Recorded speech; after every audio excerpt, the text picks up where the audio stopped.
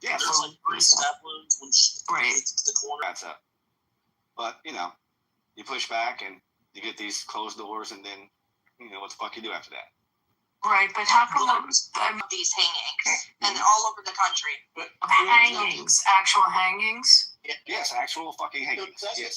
the white people hang themselves. People commit suicide by hanging. You realize that, G, right? Well, you said white people, though, right? Then what you open? Yeah, white people. Are we talking about white people, though? And guess what? Black people do it, too. Show me the numbers on that. Show me the numbers. Oh, wait, so there's zero hate. There's 0 people committing suicide that are black via hanging. I would posit that A lot of them are veterans, Matt. A lot of vets. I forget what the percentage is. It's a horrible number. I'll say you have to give it a number. There's no 0, like G is saying. So it's surprised that he said there's like. Whoa. No, I never said 0. I never said 0. Well, don't do that. No. Don't tell me what I'm hinting. No, hold on now.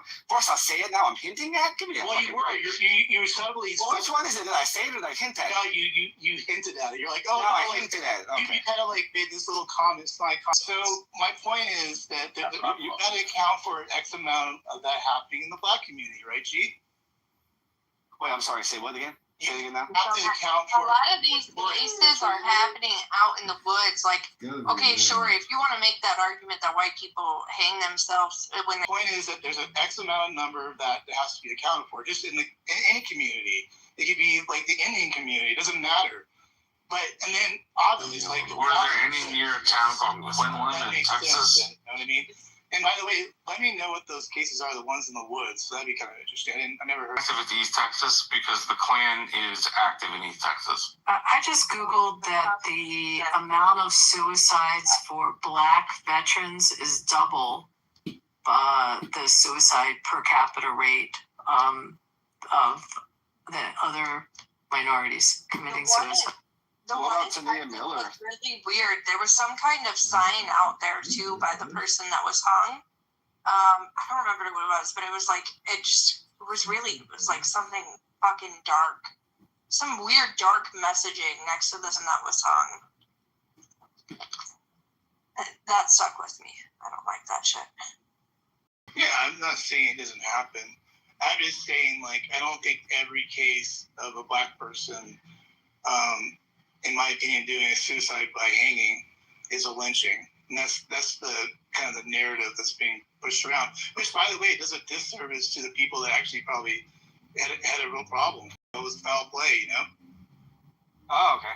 Yeah, I mean, look, I just want the truth to come out. I can give a fuck about the proportionality of it.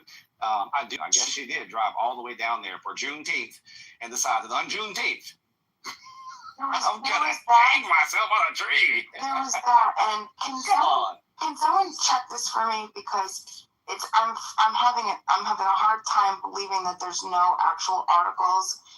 They say that she was 16. She was found dead hanging from a tree in Charlotte. Okay, someone find why are there no news articles about this? I can't find news articles. I'm finding a bunch of like Reddit posts, Facebook posts. I'm not finding any enforcement in the South. A lot of law enforcement are minorities.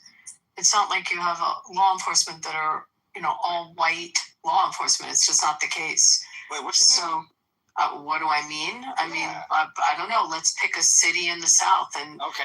Is Joe in here? Is Joe here? Joe, tell me about law enforcement in New Orleans.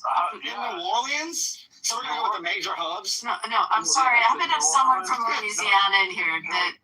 Let's go to the city. Can we talk about this stuff? Yeah, go ahead, Joe. Do you mind, let Joe speak first? Are we talking about the city of New Orleans? Yeah, or just law enforcement in the southern part of Louisiana. The city of Jackson, the city of Birmingham. Thanks. These areas have a predominant black presence in the police force. It's not like these are just like white areas and it's the white authority versus the black You know what? Let's just throw that out for a second. Civilians. I love that, and I'll accept that all day because that's true. Definitely, I cannot say that Jackson, Alabama, doesn't have a high population of black law enforcement officers in a predominantly black cities such as Jackson. But that aside, are we saying that the presence of black officers in any way impedes or prevents any sort of racial injustice? No, we're saying that same police department rule it as suicide, and you made the inference that it's a racial issue, and I'm making the point that a good number of police officers that I absolutely refuted it because you made the inference that it was racial on how they're making these rulings, and I'm making the point that the irony is the majority of not a good chunk of the law enforcement are minority. Okay, let's go with Kitover County, Alabama. Right. So, I thought you were saying small town, small police department, rule of suicide. Then FBI comes in and says, no, this is not a suicide. I thought that's what you were saying. How does Hunter won the internet? Oh, you're on mute, sorry. Sorry, I don't know how. Somebody must have muted me. Like, let's go with Kitover County, Alabama.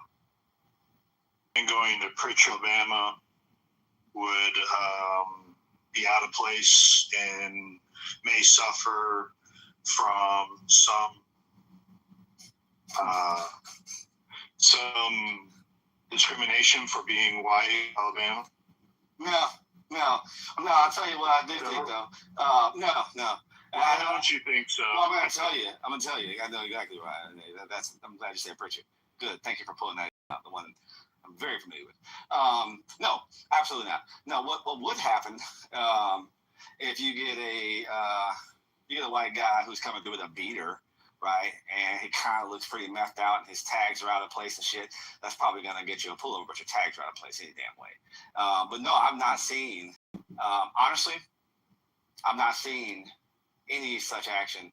And a lot of white people traverse through Pritchard, Alabama. A lot of white people. There's actually an artery that flows through Pritchard that goes through several other predominantly white cities: Saraland, Chickasaw, Creola, for example. Right? All right. Africa town. Yeah. Well, good. Thank you for calling it an African town, not plateau. But there's a major artery that flows through that city and goes through there, and I can tell you that I'm not any of that occurring, actually. That artery goes above. It's a flyover, right? No, it's not. It's not. You're thinking of I-165, right? No, not I-165. I'm talking about, what's it, Highway 45. Highway 45 cuts directly through the city of.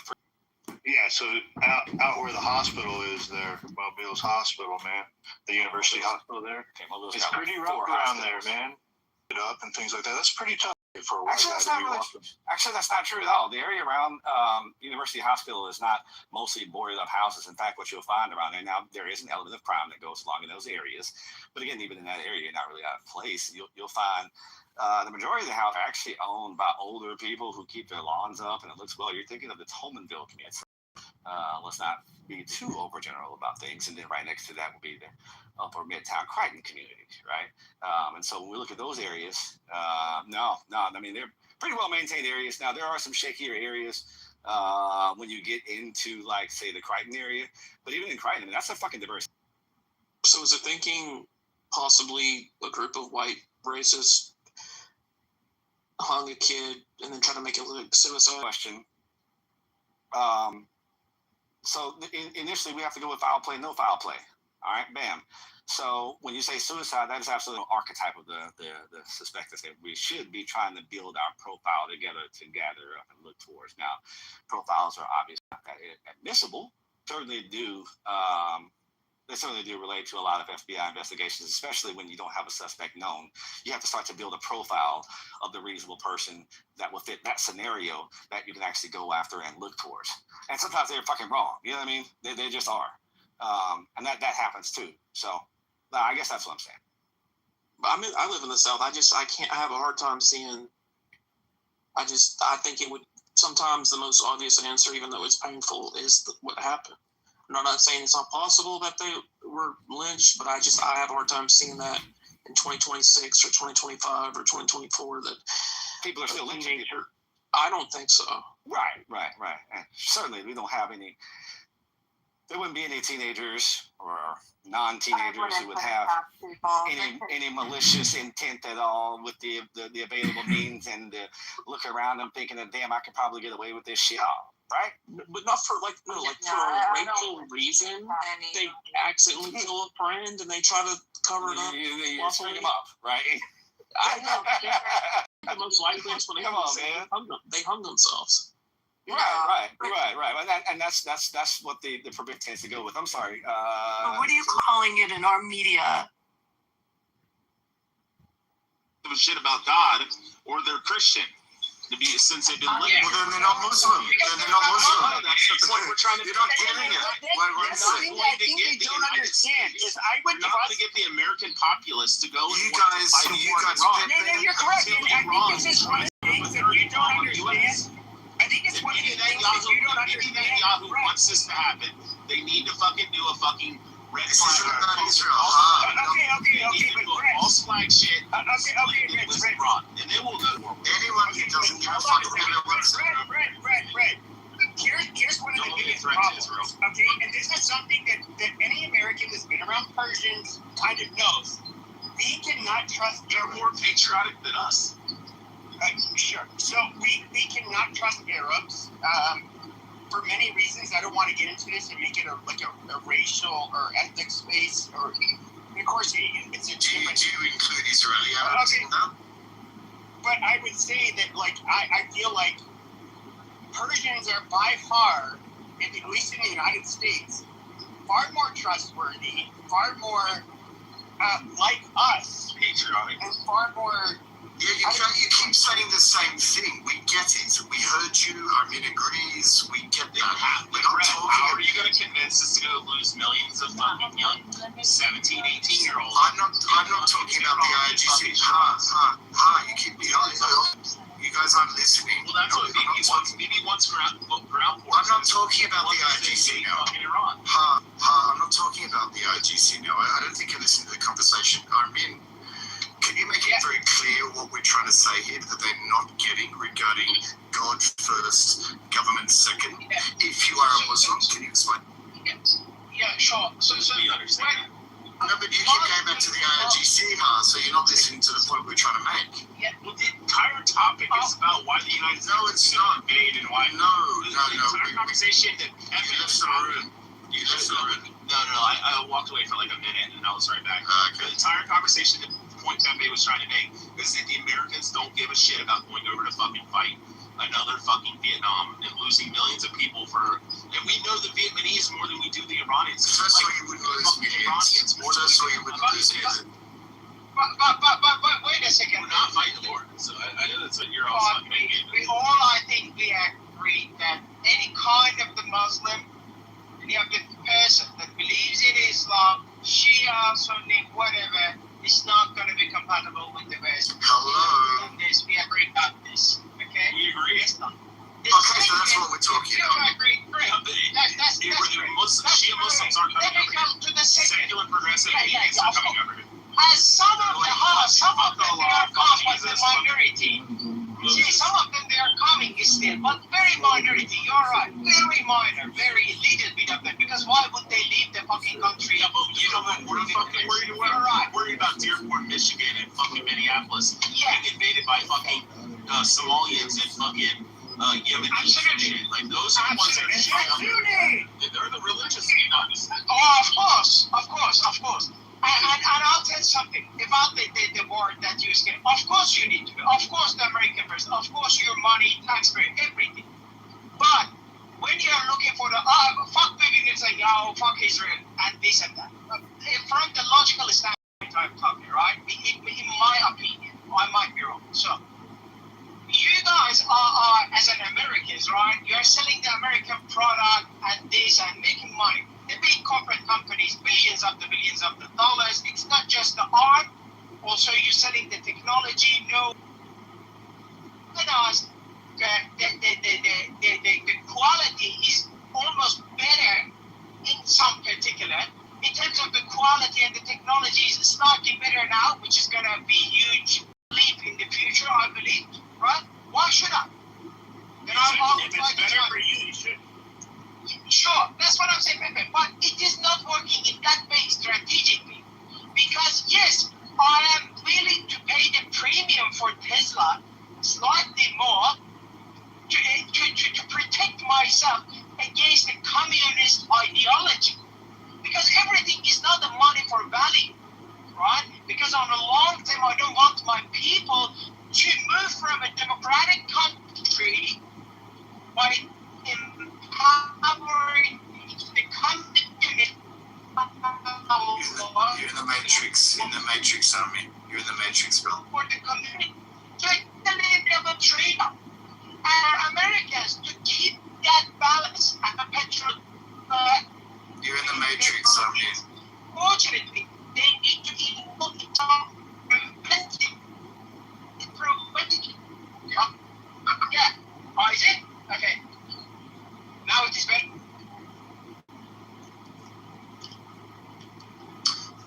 Yeah. Guys, can you do that? It's still a bit dodgy.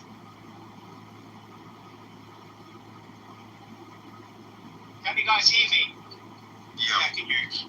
Yeah. So that's what I'm saying. So you need to involve in the preventative wars before it grows out full-blown war, right? Full-blown. And these sort of a radical Islam, which Islam by itself is a radical, the fundamentalists everywhere, and they become united with the China and the Russia and this and that. It makes the American power to deplete. You know, slowly you're losing your influence in the Middle East. And then when you cannot sell anything, you cannot force me to buy something, no matter even you come and you extract all of the petroleum. The thing is not working like that, right? So you're losing that big market. When you lose, so it means that your people gonna suffer. Because there is a rule in the world, right? You help out, you scratch my back, I scratch your back. But if you think that, oh, my people, in a short term, you're going to suffer from a long-term detrimental impact. And that is how I read it. You may have a different opinion. Is Rafi awake? I am. What's up? You know what would be really funny right now? If you modded me just so Brett could lose his shit. That's gonna be a fucking shit show. Buttercup. It would be so funny though. A shit show. He'll lose his mind. What happens about the opposite? Rafi, it's pretty simple. The only reason I lose my mind is because she's a Judenrat, Rafi. I mean, that's fair, you know. Like, why would I want? I started this. Buttercup came in and she started this. I didn't say a word, Rafi. I was just sitting here. She came in and said, you know, we should let me out and get rid of this shit. So she started this, Rafi. Let's be fair here. Is he following you For every action, there's a reaction. But Buttercup, Is he following you to your rooms calling me you didn't run? Buttercup. Because, yeah, why would you guys do it to each other? Guys, why can't you guys live in peace? But yeah, I brought Buttercup. You are like the Palestinian Buttercup. You keep instigating. Buttercup, I brought in Yehuda. Yeah. You debated the other night. Now he's somebody who's what I would consider a shit lib. He's from Canada. He's a liberal Jew. He has a very large following, like 100,000. Yeah, I know. I've seen him on He's Twitter. awesome, Pepe. He's awesome. And so, I've talked to him privately. How'd you get him to come on here? How'd you come into him? No, because somebody was streaming that space, and he's like, "When did this conversation occur?" And I was like, "Wait, what was being said?" And then I was like, "Oh, dude, I'm in that now." But then he did tell me, like, he thought you were like a horrible person, and I was just like, man, he's somebody he's a liberal, and I mean liberal fucking Jew. And I was like, Not liberal on Israel, though. I'm gonna convert him. I'm gonna make him a Republican. But he actually lives in Ontario. He actually lives in Ontario. So, Pepe, you're saying I'm a terrible person because Yehuda said so? No, it's a whole bunch of people. I was surprised that he came up with that conclusion, because he's a very open-minded guy. I don't know. I think he's like somebody who's more like in line with not quite Ezra Klein, but he's liberal. No, he's not. Come on. He's educated. No, I said not quite Ezra He supports all Klein. kinds of weird shit. He's very educated. He's on Israel. He's very reactionary. Yeah, I don't know. I did think it was, He's a pro-Israel guy. He's a propagandist. He's a pro-Israel guy, Pepe. He's a pro-Israel guy. He's pro-Israel, but he's like anti-Netanyahu. That's most Israelis. Most Zionists in America are They say, oh, just Netanyahu. They don't understand the bigger picture. Fuck, man. He's a Does someone got liberal Zionist, American liberal Zionist. I mean, do you have any mosquito spray? I mean, do you have any mosquito Now, spray? Buttercup is a full-blood. Please spray the room. We need to spray the room. She's a divorcee. You guys don't need fucking She's gonna help the Palestinians win a war, but she couldn't keep her husband. Okay, Thank you, Han. shooting below the belt. No, it's not below the belt. He's being nice, You're Pepe. still on the old He's doxing. being nice. You doxed the wrong gal. Vagina below the belt, obviously. Han's being very respectful here, Pepe. Yes, very Come on. Hot John Kitover. Come on, Rafi. No, that's Come on, I'm Rafi. fucking I thought you were Rafi. Wait, who is it? That's I'm not fucking nice. H is rich. Oh, Rich. Hey, Rich. No, that you're Hey, thinking what's of up? old Rachel. What's that? We're You're talking thinking about of how the we old want to Rachel, the exterminate. fake- We're the talking one about how we we doxed want to and said- exterminate all the Muslims. No, we weren't. No, we weren't. No, we weren't. Huh? Yeah, we That's were. just... So I'm a journalist here. That guy Rich likes to make horrific statements. We are documenting the behavior and the psychology and pathology of what I call retards, but what you just call, highly annoying people, extreme. The one group of people I despised the most and hated the most on the right were especially the fundamentalist Christians. And by and large, we can just go ahead and group in the Christian right-wingers. And so for any of you that think that, like, oh, you must be like a follower because I have these... Bloodline. Yeah, okay, hold on. His whole game... board. He sucked his dick like this. Amazing. So his whole gay third world... We need to be Católico Romano, see, yeah, güey. No, we're not doing that either, you fucking faggot. So, which he is a faggot. He's never been with a woman. We all know that, but he's been with a lot of questionable gay males his whole life. But He's a gold star. Gay guy. amazing. What's a gold But star? With that being said,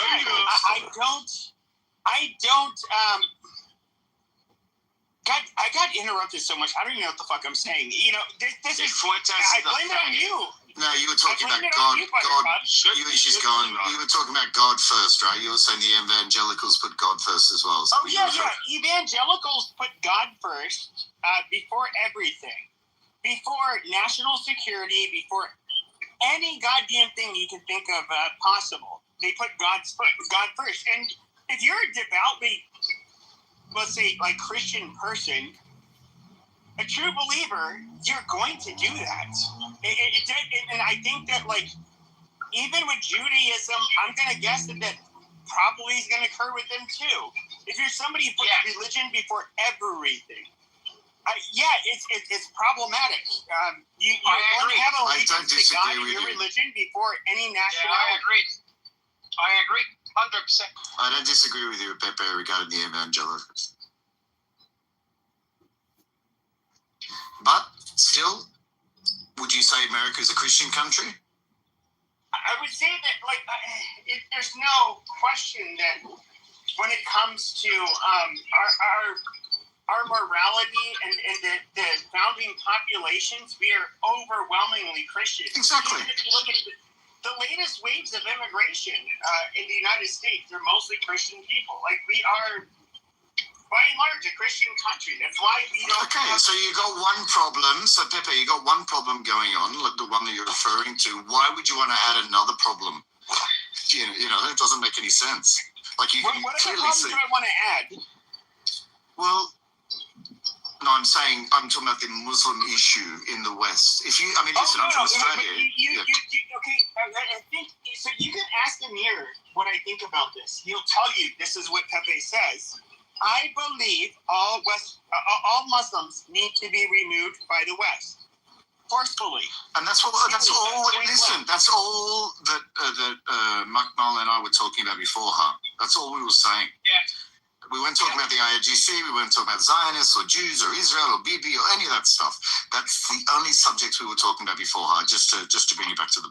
Okay, but so the thing is, though, I'm critical of Israel, but somehow what I see the people that will rape our women, try to subjugate and overpopulate the West any way they see possible.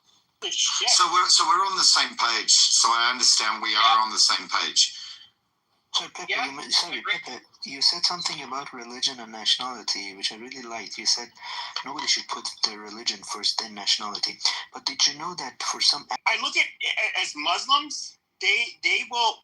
What you end up importing is not just Muslim individuals and people of a different faith, but people that believe in a different political system, people that believe in a radically different justice system, people that basically believe in which, you know, was to become a Muslim means you submit. That is exactly what they want to do. Muslims will, Poland. Well, Poland's the next level, right? But Greece specifically, right? Because it's not exactly like Poland. But no mosques, no building. So you can look up. Okay, you can Google Corsica Muslims, and you can see they had roughly a 15% for 15% of their population Muslim. Now, what the Corsicans did is they allowed them to have prayer halls. They could not own a mosque. An imam would bitch too much about it, and he would get shot. Then, you know, you would get people from particular Muslim prayer rooms who would bitch about it. And so what did they do? You can look at all of the examples. These terrorist attacks are widely documented. They would burn down their prayer rooms. They'd throw pig heads in their prayer rooms while desecrating the Quran, Inshallah. And, you know, this is a group of people that I would say, like, maybe like them and the Irish, they're very resistant to being hostily taken over. And I 100% agree with it. Like, there is no reason these people should have to deal with it. And Muslims, I think, you know, General Jack Pershing said it in World War I when he first encountered Muslims in warfare. He said rabies to a dog, or Islam is Islam commands rabies to a dog. Yeah, and basically it's a fucking conquerors rape. God damn it, dude! I hate it when people interrupt me for that very reason. It's a religion that permits, you know, taking people's concubines, raping, pillaging, just basically getting to enjoy the riches of people that you just conquered. And to me, it is so fucked up. Like they seem to value nothing precious. They don't value anybody. One mosque in the whole of Athens. Just to clarify for you, only one. I just like that you guys kind of sort of agree with me, but you don't go the full way of, hey, we should make Islam illegal, we should destroy all the mosques, and we should deport all these motherfuckers out. At least not kill them. I see. You guys would be a bunch of liberal cocks and be like, I'm a journalist listening to a podcast where they're debating Islamic migration. The ones that choose to live in the West, the ones that. Brad, Wait, are you gonna say that the ones that live in the West are going for different reasons, or they're not as extreme? No, I wasn't saying that at all. I was just saying. I was just gonna say 2 words: Bondi Beach. Yeah, no, I agree with you. I agree with you. That's rampant. Just wait. Brad, that was fucked up. That was fucked up. Another October 7th for all of you guys to come around. And then you guys will be on my side, and you'll be like, "Well." But are you being sarcastic now? I'm confused. No, I'm being 110% serious. Okay. He did nothing wrong. He just killed the wrong people. That's it. If Hitler would have killed the Muslims and exterminated them from fucking Europe and Africa and the Middle East, again, this is a podcast that I'm listening to. This is not hate speech. I'm a journalist documenting and listening to what I would consider mentally retarded, low IQ pieces of trash. No, are you saying that don't know how to use the Jews and the Muslims should have been killed by Hitler? Is that what you're saying? It's a very aggressive debate. That that they weren't the problem.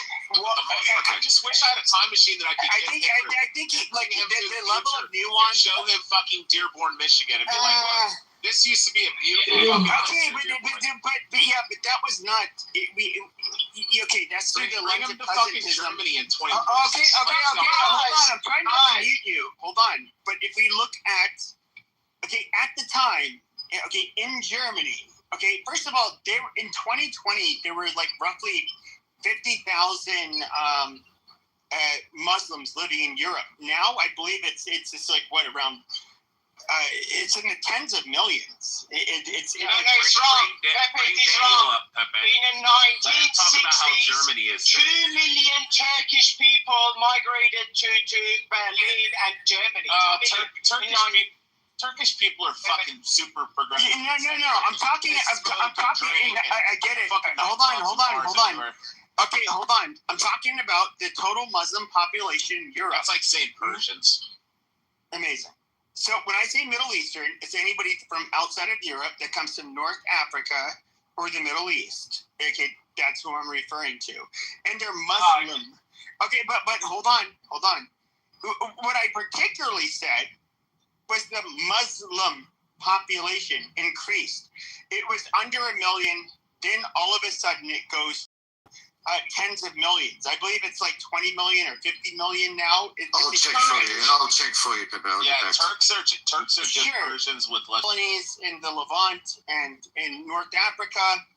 After World War I, they said, hey, yeah, guys, come on into France. Help us rebuild. After World War II, the exact same thing. They kept them in the banlieue, the suburban ghettos, and never tried to integrate. They invited these people in. They basically shot themselves in the foot. And, I'm telling you, somebody's of French descent. The French were amazing. If we look at the Muslim migrations into Europe, in the last 15, 20 years, that is where the bulk of them came from. And these people... As a method, you can do the exact same thing that Muslims are doing with the Jews and the Christian in the Middle East.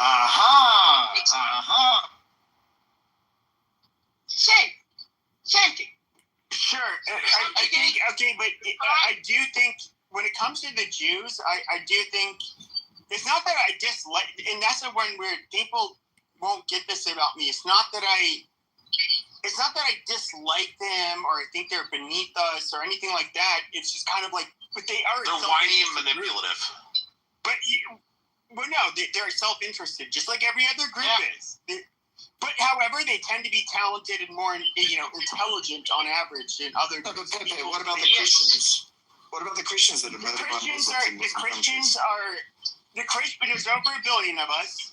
I would say like half of Christendom is like not functionally retarded. No, but I'm saying what Amin was referring to. I'm saying what Amin was referring to. Like America or the West should treat Muslims the way that Christians or other minority groups are treated in those countries. And I don't care what the lefties say.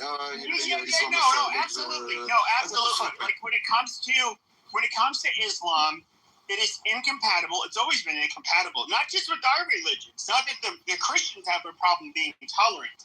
They've had a problem with literally every fucking religion they've ended up having to encounter. These motherfuckers will insist that you must convert to our fucking religion or be subjected to our tax. And the Jews are compatible, Pepe. Yes, so what? But why do you say? Hold on. But Brent, I'm not on the side of Muslims whatsoever. They're literally a much bigger threat than any group of people are, at least in the West. I wouldn't deny that. Yeah, but you guys are saying... I just want to say Muhammad is a charlatan. Guys, I've noticed, Pepe, no, please, Pepe, I've noticed that you talk about Muslims, which are the problem, okay, is malfunctioning, that you catch the code or anything. So I think, first you need to work on your own society. For example, here in Canada, Justin Trudeau once said, this is the first post-national country. the most stupid thing that someone can say. Nationality and the nation is something that creates a society, that builds, flourishes the society. And if you take it away from it, then what's the difference between Canada and other countries? I agree with you 100%. And so, like, I agree. So, like, I remember it was like maybe a couple of years ago talking to Richard Spencer, who was like the leader of the alt-right. And this is something that I was a white nationalist for years. I'm somebody who did see probably the more pernicious malady in all of this when it comes to the culture war, and what we see as like forging our future is being the problem with white people, our own people. Our people are incredibly divided. They're incredibly altruistic, trusting. They will. Who's divided? Who's the Americans? Decadent, white Christians. And so, like, I would say people of European descent, in other words, they are, they do have what I would consider like a malady that you do not see in any group of people other than ourselves when it comes to basically being willing to usher in and even celebrate the destruction of our cultures. Okay, I have a question for you. In the West. Pepe, I have a question for you and Ha, because you said something before and then you slid past it, and you agreed with what Ha said, or what Richard said. You said Jews are very manipulative. Can you bring receipts for that? Like, what have we said, or what have I said? I didn't use that term. I used the term. Rich said it. Rich said it, and then you agreed with it. Maybe you didn't hear what he said. Manipulative. Yeah, I do think that. I think those are tropes, but largely kind of true. Well, tropes are usually. Okay, so bring receipts. Bring receipts for that. You made a claim. Jews are manipulative and whiny. Can you please bring receipts? Like, tell me. I think we should have said. What have I said? I'm a Jew. I'm a Zionist Jew. Hey, Rich, I'm not tricking you. I'm genuine. You agree with Bibi Netanyahu that the United States should put I think you need to understand, like, if we look just from the lens of the United States, okay, it's an absolute fact, okay? Okay, so bring receipts. Hold on, you didn't hear what I was going to say. You didn't hear what I was going to say. Now, if we look at Jews that live on the, most of them live on the eastern or western seaboards, okay? And just like most Gentiles that live on the eastern or western seaboards, they tend to be more liberal. Okay, there is no denying that Jews are majority of them are shit libs, and at least in the United States. Yeah. And they're overrepresented when it comes to leftists. And when I say leftists, I don't mean liberal. I mean like they're. Okay, but Pepe, that wasn't my question, brother. Brother, that wasn't my question. I asked a specific question of what Ha said, and maybe he was referring to that specific demographic. We're talking about Zionist Jews. I should. I'm not a Jew. I'm a Zionist. Please let me complete this. Brett's gonna say he's a Zionist. Okay, so he's also. Rich, can you let me speak for myself? Can you let me speak for myself? Can you let me speak for myself? Rich, shut the fuck up, bro, for 1 second. Rich, we're allies here, man. But I'm asking a question. I just don't want to see Really? Oh my God! Don't be a faggot, Pepe. I'm just trying to explain to Brett why I'm saying all that. Just let me ask the question. Oh my God, what the fuck, man? I don't think I'm being. I'm just asking Pepe, like. Thank you. No problem. Okay, Rich. He's talking to himself here. So I asked you. You made a claim that Jewish Zionists are manipulative. Yeah, we're manipulative. Okay, we lie and we manipulate. What have I? Well, I'm a Jewish Zionist. What have I said that you perceive as being a manipulation in this conversation? Do you want the United States to have boots on the ground in Iran and eliminate the IRGC? Well, I wasn't talking about. We weren't talking about that. I'm asking for context. Do you want to see that happen? Would you like to see that happen? Are you drinking? No, I don't drink. I don't. Okay. So just chill the fuck out. I'm asking a genuine fucking question. Rafi's gonna agree. Yes, Brett, you should answer that. Wait. So Brett, Rich is autistic, not a joke. Super autistic. Okay. Autistic. Yeah, he already knows that. He's just trying to use that. I didn't know that. Rich, I don't know. Oh, okay, cool. So Brett, do you want to see the United States and Allied forces invade Iran and take over the RGC? I don't perceive it. I don't use the same words you do. Would you like to see us have boots on the ground in Iran? I would like to see the Allies, America, Israel, and the Allies see what's actually happening in the world today and the real risk and the real threat that's happening that you seem to be glassing over. But hold on. Let me ask you. All you have to say is yes or no. Okay, but he's not doing it. He's not going to. No. Okay, so I want to ask you a question. Do you think France has more of a right to exist than Israel, or Israel has more of a right to exist than France, or do you think they both have the same right to exist? The same. Same thing. We agree there. Now, one of the biggest problems with Israel is that they are in a place that is very hostile to not just Jews, but Christians, but particularly Jews. But so one of the problems people like me have is just like we would not tolerate the demand that we support a foreign country.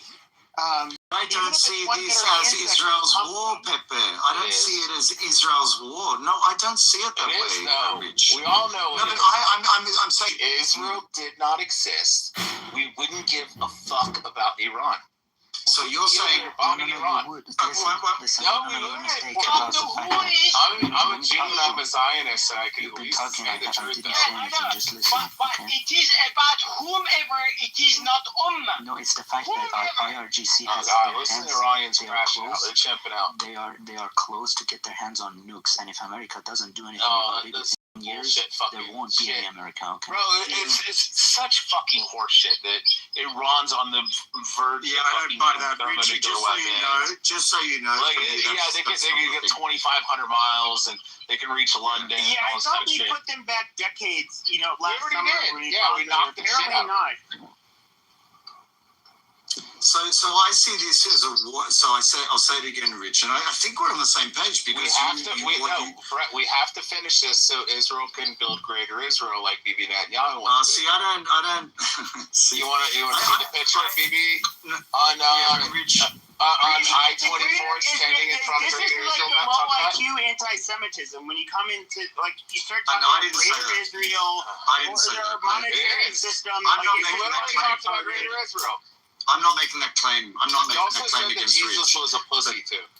But what I'm saying, Rich, I don't see this as Israel's problem, and Israel's made that very clear as well. Israel's going to be the first one to get hit.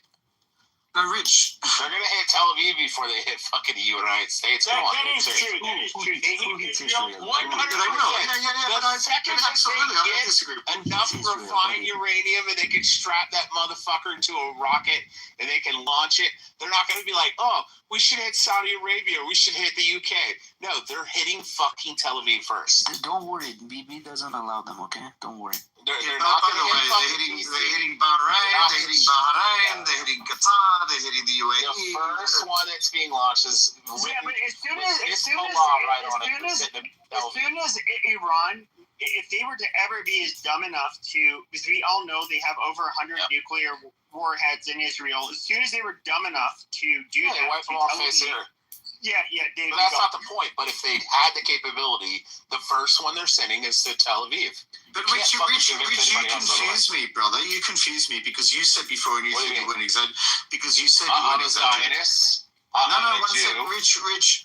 love the Jewish people, but in the same breath, I'm not willing to sacrifice millions of Americans. I get it. I get it. But I get it. But So you're you We implying can say keep, we so can you're keep implying bombing them that just like we're so doing. you're We can do it for the implying next that 20 years. I'm fine with that. So you're implying that Israel is No, making I'm fine Americans with go to war, carpet. right? Listen, Poria, That is I'm more what you're hardcore trying than to you. imply. Okay, you're Poria, you would IRGC never cyber agree army to member. this. I've already You said you're carpet from bombing IRGC group.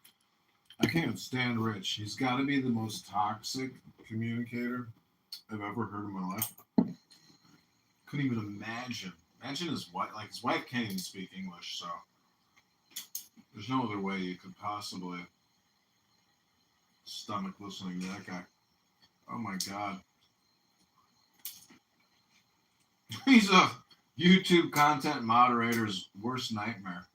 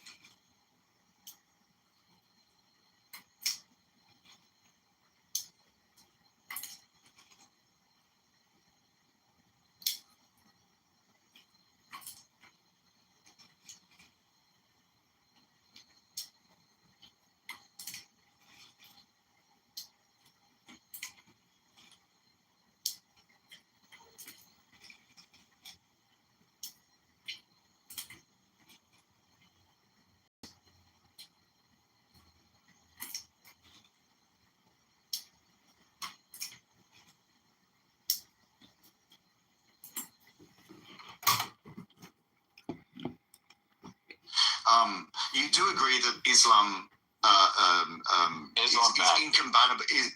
It's incompatible with the way we live. Yeah, I want to so kill every you Muslim. do agree with that. Wow. So Israel is fighting that war on their front. Maybe America, because you're in America and not in Europe, right? Yeah, I lived in told Europe you for we can years. bomb them. We can continue. Rabbana what we've been doing since we started Shalom. the war. Damn, Rich is fucking is brutal, bro. There ain't nobody like him on I hang out with Marshall. He don't smoke enough to be considered a marijuana user. Yeah, he just does. But on the real, I got Tramp. Yeah, it is. Take my word on it, baby. I got good news. I'm just gonna come in with thanks for having me, Matt. It just broke a couple hours ago, but my boy was just telling me because I'm in Central Texas right now. Toyota has announced it is now moving its Tacoma plant from Mexico. I believe this is the Tijuana plant. There's a plant in Tijuana that makes the Tacoma truck. It is moving that production to San Antonio, Texas. It's a 2.7 million square foot plant, approximately 3.6 billion in investment, part of the $10 billion investment plan that was put in. And you know, for you people that support Trump, you know, I don't support on Trump on everything, but this is a direct result of the tariff and the America First push. So just want to share that with y'all. Y'all put that one in your hat. You're welcome. And it'll create it should create roughly between 1,500 and 2,500 jobs, somewhere in there. Did you put that in the chat? We did that, guys. Congratulations, guys. No, I don't put shit in the chat. All good. You can Google it. Where's Goat to tell you you're full of shit? You know, that's a good question, Beaver. He's probably I'm not gonna say anything negative about the man, but yeah, this is the problem with the negativity. You know, and there are people who will say this is wrong, or you know, this isn't great, or it's not till 2030, or some, you know, some bullshit. This is a win, no matter how you look at it, and this is how you have to attack policies. It hasn't been perfect, but this is part of the way you attack policies to create American jobs, because they're going to desperately be needed over the next 5 to 10 years. So anyway, y'all be good. Take care. Before you go, Just 1 second, Patriot. If you went into about the status of the reflecting pool in Washington, D.C., that is what's really going to affect the midterms more than that.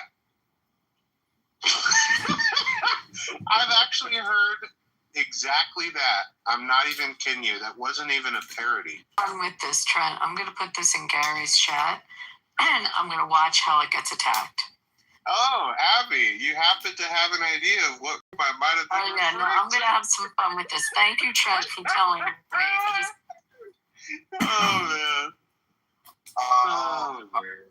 I'll just say that, look, there are some people that definitely do not like the way that immigration has been handled by this administration. That are not happy with the tariff policy, especially some of our ag people on the border and our farmers on the border with avocados and grapefruits that you guys get on the border. It's driven up their costs because of immigration. It's driven up their costs because of tariffs. There have been, not everybody is 100% happy. I'm just going to say that. But the premise, not always the execution, but I do give Trump all credit for the premise of what he has tried to do and tried to do fast is a lot better than the typical slow meandering, we're going to talk it out for the next 15 fucking years process of past administrations and past politics. And so Trump's forcefulness and aggressiveness on the issue is what we are going to need to combat AI and AI job loss or stabilization, depending on what you want to call it, humanoid robots and everything else that is coming. We are going to need more people that act like Trump and Mondami. I know you don't hear that name a lot, but we're going to need more people that are acting aggressively than want to debate things for years, and because you're going to have a catastrophe if we continue the status quo. So, y'all have a good one. Talk to you soon. Real quick before you leave, if the bar is getting every person on board with a policy, can you name one policy that has passed in modern times where everyone agrees? No. Free nudie bars for all, but it didn't pass. But everyone wanted it. That wouldn't even pass everybody. No, the people that own the bars wouldn't want that. They'd want to make. I will say this, Jeff. In listening to both rooms, get a politically correct or some of these rooms that are on the left, me coming into this room, everybody is worried about cost and inflation. They really complain about capitalism. There's a lot of talk against corporation profits and CEO pay on both sides, left and right. And I think it's getting pretty obvious that the haves and the have-nots, the wealthy in this country are too far passing middle class in the middle, and I'd say 50% of this country, or maybe 60% of this country, is feeling significant squeeze just to get day by day, and I think that's happening on both the left and the right. So that's why I believe whatever you call it, we'll have more of a push towards a socialist narrative going forward, because I don't know that pure capitalism is working for everyone. Laissez-faire capitalism is the separation of state and economy. We do not have that in America. We are spending $7 trillion, taking in $5 trillion, and 50% of the economy is borrowed. We are living in a fake, bankrupt economy. $200 trillion in debt, $40 trillion plus an unfunded debt system. A legal, political, slave tax, industrial complex with unlimited vaccine wars, unlimited military wars. Meanwhile, let's talk about soccer all day. Play with our soccer balls. If we increase government spending, will that make things better? That's what Elizabeth Warren and all these other senators are saying with this housing bill or something that Trump won't pass. It's they're sign the fucking bill, borrow, spend. This is Elizabeth Warren's mantra. What they're doing is saying borrow and spend. And Bernie has raised $800 million they're the biggest fucking liars. They are such crony, hypocrite criminals. I mean, I would love to see the military take this country over, in my opinion. This is a good segue. I brought up a good topic we should discuss in the chat. Mitch McConnell, in or around June 14th, went into the hospital. He has not been seen or heard from. We don't know. We haven't gotten a check on his life. The story is that if they're able to get past August 3rd, then they don't have to open up the seat for a challenge to be ran. But if we find out that for some reason he's dead, then they would have to open up the seat for election in the fall. So is Elaine Chao and other GOP elites, some of these staffers, propping up a brain-dead Mitch McConnell like it's Weekend at Bernie's just to get past this deadline so they can continue to hold on to their power? What is the story behind Mitch McConnell? Well, you stole the Weekend at Bernie's show from me.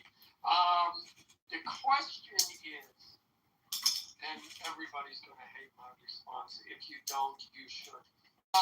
The question is, how secure is this Republican seat? How secure is that district? If they do call a special election, would another Republican be? Is it an easy win for Republicans? But I'm confused because isn't Andy Barr won the primary? Wait, and to succeed him? Like, didn't that already happen? So I'm confused with the logistics on this.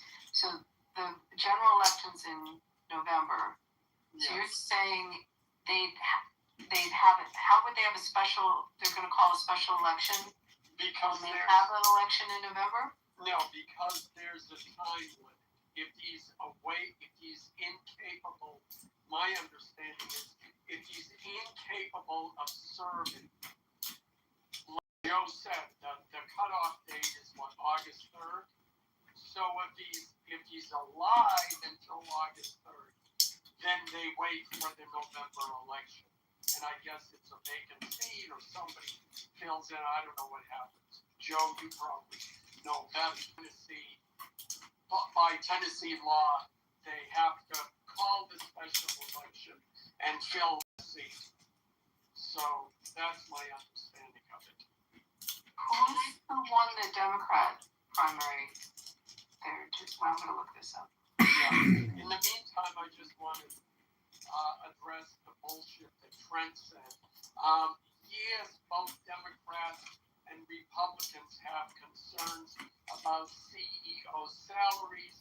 On the Democrat side, it's the extremely concerning or extremely important is 71%.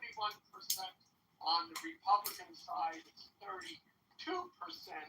And on the Democrat side, they want government regulations, whereas Republicans say, no, the boards and the companies themselves should address this and not have government intervention.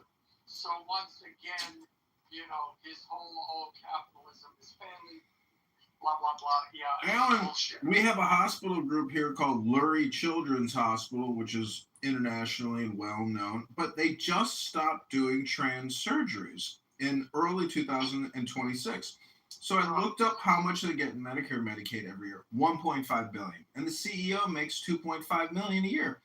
Don't you think that some of these health groups, healthcare executives, they should lower their pay to maybe $400,000, $250,000 until we can balance the books, until we can have a balanced budget? Because Medicare, Medicaid is suffocating this country, and the outcomes and results are horrible. There's no ROI. It's all about fucking making money. It's a fucking scam. Yeah, but see, the reason why in that particular case they need so much money is because in the back of their mind they realize that they are heartless, sadistic butchers cutting the tits and dicks off of teenage boys and girls, and the only way they can live with themselves without putting a bullet through their brain is by having that excess money to to buy cheap trans hookers for themselves who gimp them out and regularly beat them. So they need that money. So it's actually a benefit to Medicare that they're charging, that they get paid that much money. Well, thanks for So I explaining just that, Alan. looked this That up was in Kentucky. His unexpected. name is Thank you. Charles Booker, who would be running against Andy Barr Charles Booker. Oh for my that God. seat. And it'll be the first black rep. He's a state House member. Sorry. And he'll be the first black to ever be a nominee, is the first one to be a nominee in the state of Kentucky. And he's a conservative? No, he's the Dem. He's not a conservative. And who's the Democrat? A really good guy is a member of Congress, Andy Barr, that is now running. Well, is he white or black? Andy Barr? He's white. Shouldn't we applaud Mitch McConnell's willpower? Because even in that feeble condition where he couldn't even speak and he's mumbling, he's still got the willpower, the drive to march through those halls of Capitol. Yeah, you know, people give him a hard time for being a rhino. But the Supreme Court, as we see it now, is a result of him. He single-handedly gave us the ability to fight all of this left-wing USAID corruption, woke governmental BS. Are you shitting me? Fauci has like 90%. I presided over the USAID fraud for fucking 30 years. 9% for Booker. Alan, I don't know where you're. I hope you're being facetious again, like you were with the trans doctors, but No. I mean, it was, oh jeez, what was his name? Poor guy committed suicide. Oh, I forget his name now. You're talking about Like a guy on the South. There's a documentary about Mitch McConnell, the Supreme Court, the whole controversy around Merrick Garland, and how he saw what the Democrats did with Judge Bork, all of the BS that they were pulling over the years, and he essentially was laid in wait for years, waiting for the time when he could just screw it back to the Democrats, and he did. That's why Trump we'd have one less conservative justice on the court, if not for Mitch McConnell, anyways, that's it. So yeah, I know everybody hates him. Once Trump got in, he fought against Trump. He hasn't supported Trump. Yeah. No, I understand that. Okay, but still. well, his daughter hates his fucking guts. So if that says anything about daddy-daughter relationship, but his daughter, according to TMZ, has deleted her account on X because in the past she was bad-mouthing her own father. And I'm just saying that's probably an indicator that he is no longer with us. And like you said, he's probably on a forced respirator. And, his political allies and associates are saying, just keep that pump going. Just keep the electrical stimulants plugged in to keep hope alive. Well, to talk to the CCP official just 3 days after he was put into the hospital. We don't know anything about his health, and his wife's over there talking to communists. It's very suspicious. Mm-hmm. Abby, I didn't quite hear. So was the Republican heavily favored? Heavily favored. I've just been looking at all the different polls that are coming up. And heavily favored. Like 48 to 36 or something like that. Yeah, then my only caveat would be is is if it's better for that Republican, if it's better if they hold the election, hold a special election, or whether it's better to wait. In some ways, if there's any close votes coming up, it would be. I would think it would be better to have a Republican in that seat. It's interesting. Being a no vote, It's going to be about turnout, Alan. Like on the Chicago mayoralship in the February 23rd, 2027 election, and I have a Kalshi listing, and if you want to buy and you want to invest, and I win, you will make 1,000 to 1 on your odds. Every dollar you bet on John Kitover on Kalshi could net you $1,000 in profit. Who else here knows of 1,000, ROI? You could vote. I mean, you. A long shot. You're actually on Kalshi. Your name is on the betting market, Kalshi. What did I stutter? I'm impressed. Did I stutter? John, do you have a podcast?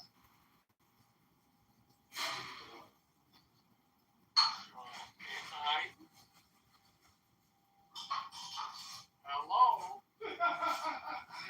What do you think, Alan? Come on.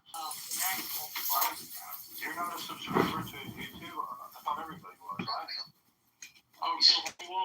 All right. Well, then he's found his perfect niche. He just needs to keep going around and entering in these.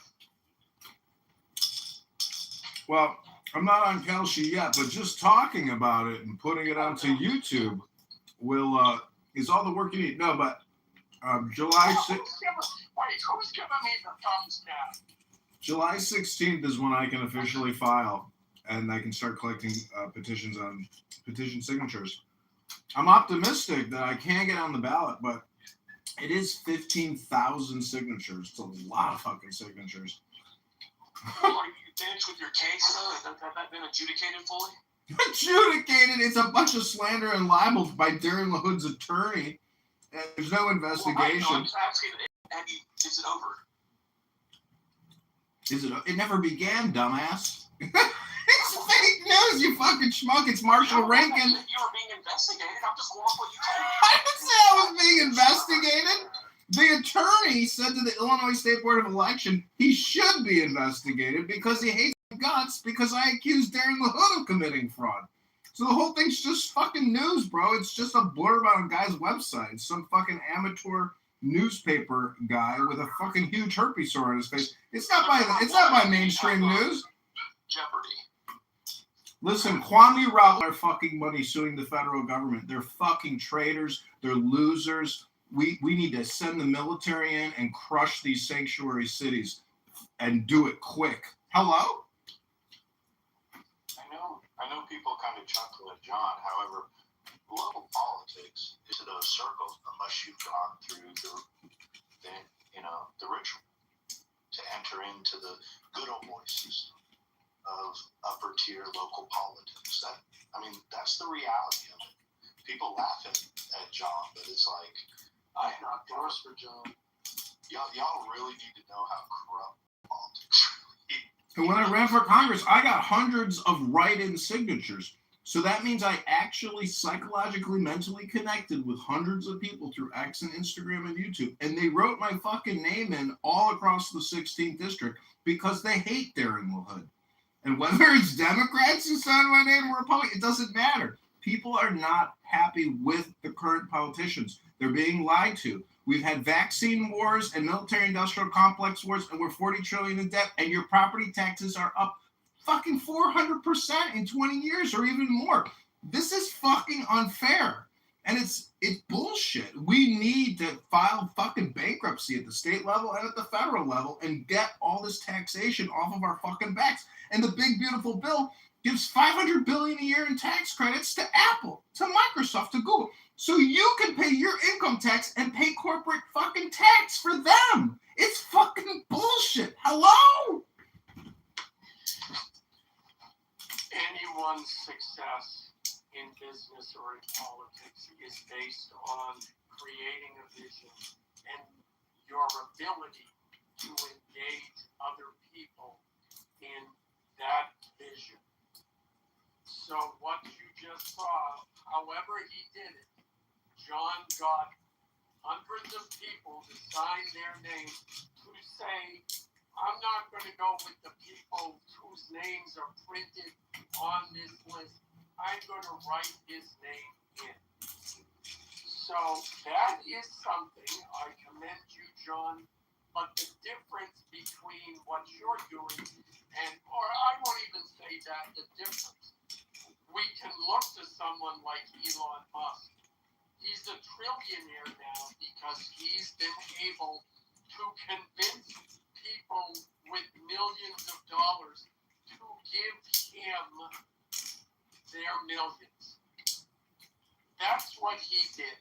They now believe in his vision because he was able to communicate that effectively. And that is why someone like Elon Musk gets lots of money in bonuses. It's that simple. John, what did you need to qualify under federal law? It's not federal law. Illinois. It's called the Illinois State Board of Elections. It's not federal law. I'm answering you. Hello? Hello? I heard your question, Abby. Hello? Hello? Well, you're framing it, okay? Just ask your question without your frame. I'll tell you the number. Or you could Google.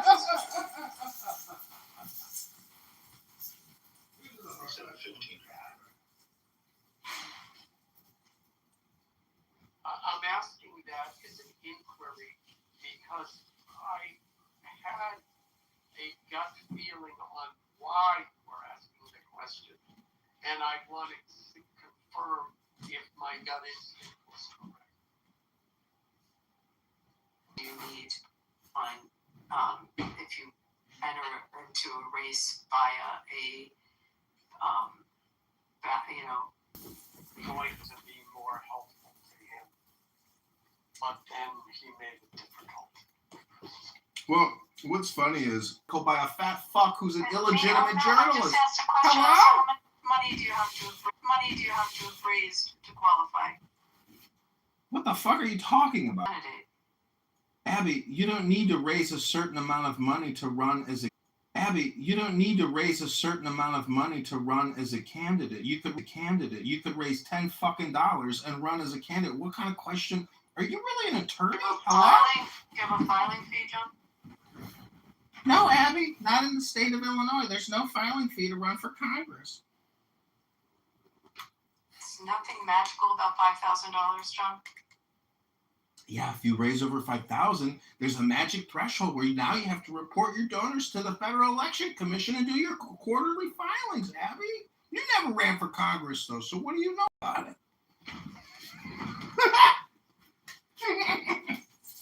What's the number, Don? $5,000?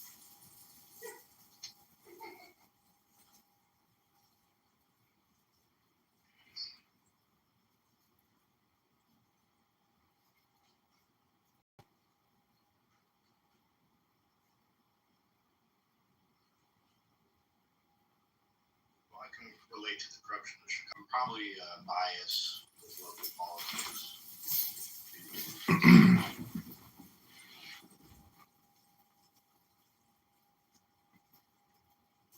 Well, there's a lot of like independent little publicists that work in politics, you know, the Marshall Rankins, the Stankins, and the Stefan, you know, Gigglers and all these weird guys that love to do marketing and publicity and organizing for someone's campaign. And we have special retard candidates, people just like that here in Chicago that you never heard of. And they're even worse than Marshall and Steven because those guys at least are public. But I was recently called out by this little scumbag here in Chicago who does these street corner activist videos because his now ex-fiance went live on. So he went on the attack against me. And this was my response to him 2 days ago on my Facebook page.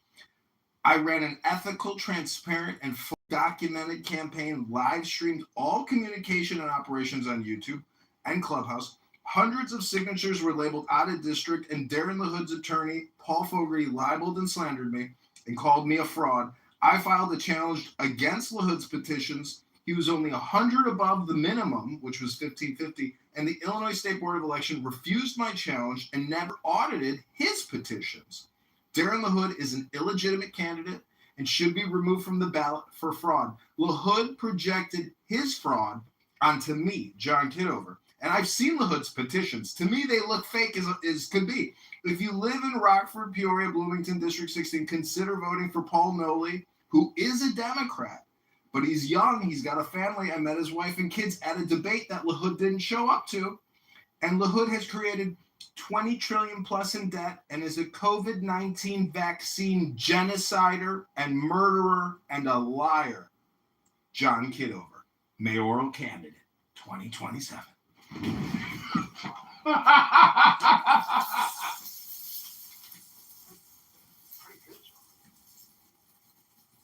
So going back to the federal law, which requires the $5,000, which I put in the chat, did you hit that threshold? That was my question, John.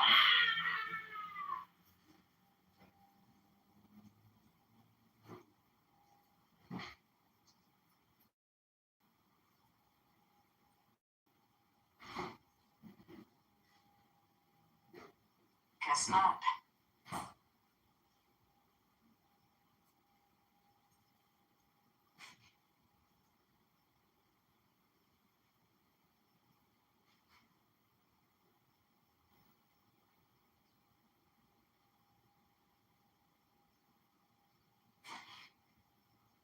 So where do you think Mitch McConnell is?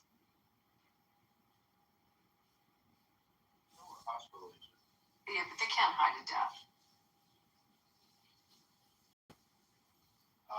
It's hard to, in some of these hospitals when it's dealing with elites. Same boat for a period of time. Do you remember? That she was really ill? And I remember she hadn't voted in months. And this will happen. She hadn't voted in months. And this will happen. The staffers of these very powerful senators tend to. I mean, the staffers have been running his office already for years before this, and so these people don't want to lose their power. I don't blame them. You know, I get why they do it, but that Senate position is one of the most powerful positions, if not the most powerful position in America, in my opinion, next to the Supreme Court justice.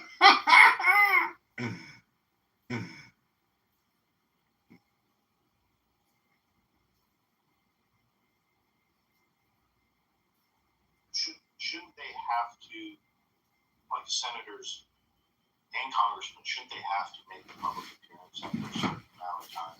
I don't know. I'm telling you, I think this came up with Dianne Feinstein. And it was several months. So he's not the first. But I think they can get away with it for a while. I'm trying to think of others that were hospitalized. We've had recently, just this year, we've had Republican congressmen that have gone off the reservation for like 4 months, not voting and stuff like that. I mean, the numbers are so slim that these guys, or gals, but it's mostly guys, just disappear and no signs of life. And then all of a sudden, out of nowhere, they report. We've had 2 of them, I believe, just this year that went missing for votes for like 4 months.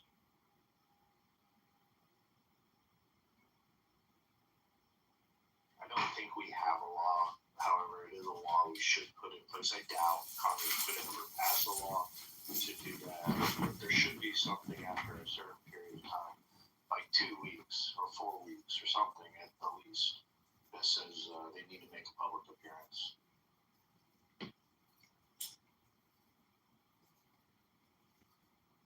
Well, doesn't it depend whether or not he has a do not resuscitate,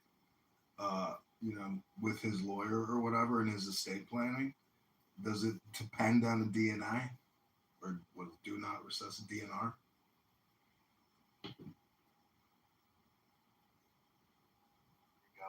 I got an update on it.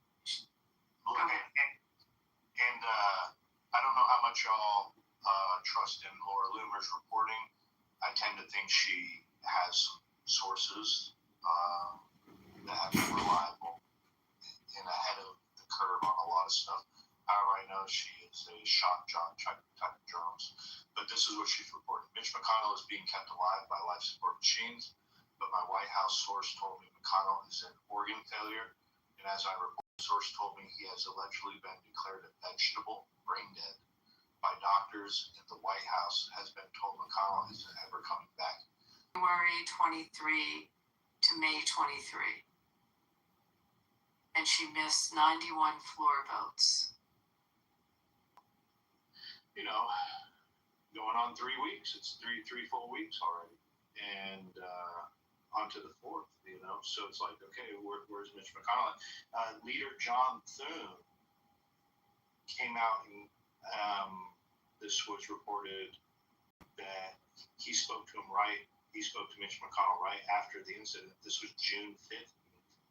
And Thune says McConnell is dialed in after Sunday hospitalization. That was from ABC News. So, yeah, this is the big question, is establishment Republicans hiding McConnell? Because, they're weakening with the losses in the primaries with Bill Cassidy. Tom Tillis is out after he's retired, quote unquote retiring. And John Cornyn, their wing or caucus, if you want to call it, is that they're getting slimmer and slimmer.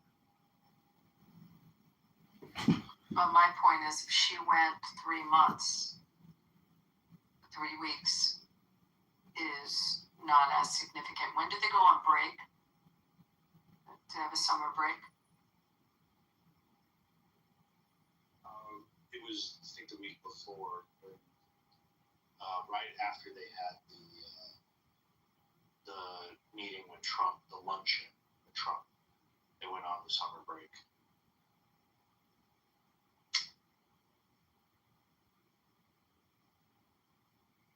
Laura Loomer says that Elaine Chao, his wife, fled to China, and she questions whether or not she brought any top secret briefings or documents with her.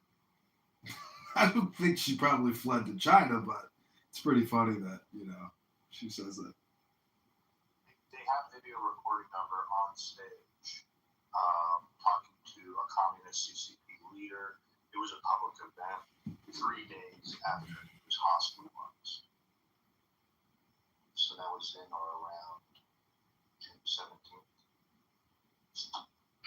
So she's like a darling, because on McConnell's X account, he has, in the border, he has Harry Reid. Abby knows Harry Reid. I think a Kennedy, and then Joe Biden, and then that fucking Swiftboat guy, what's his face? Kerry.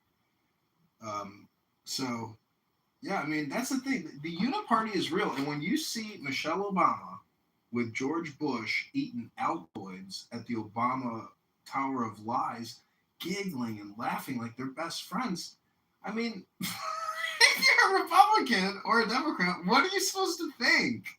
When you see George Bush, if you think he's a war criminal or a vaccine criminal or some type of criminal, macking it with Michelle Obama eating Altoids, like, in Bizarro Clown World, it makes sense. But if you're a highly polarized liberal, how do you justify or accept Michelle Obama being best friends with George Bush eating Altoids? Make it make sense. Hello? You'd be surprised how close friendships are that are blue and red in Washington. It's not as polarized as you want to believe it to be. It's just not. I know, but not at that. Little roommates. Why do we have so many Republicans that capitulate, though, largely due to this relationship? That's ultimately kind of what the voters. I don't know, but they're, maybe what the voters see, but it's almost like on the ball field. They're on different teams, and then when the game's over and they go into their regular lives, they have friendships. I mean, it's just not as polarizing as the press paints it, or people want to believe it. When you, especially the more moderates, they're friends with each other. Yes, all the anti-Semites are best friends with each other. That's generally how it works. Well, Tulsi Gabbard is friends with a lot of anti-Semites, a lot of Jew haters. Look, there are two members of Congress that I know that are very close. I mean, they go to dinner all the time. I know two guys, and one's a very moderate D, the other's a moderate R. They do a lot of bills together. I mean, it's just not as uncommon as you think. No, it's obviously, people are, in person. It's not like I would, Anyways, I'm just saying, in person, people act like real people. And if you want respect and you want to have a nice experience, you better be nice in the real world. But obviously, but I just want to say, Joe, Laura Loomer, wow, like crushing it. Like she outs people like this guy Sneeko. The propaganda is intense out there. You could go into that piece of shit Amir's room right now, and for 127 days, he's every day committed to creating these unsafe, unhealthy, toxic propaganda rooms.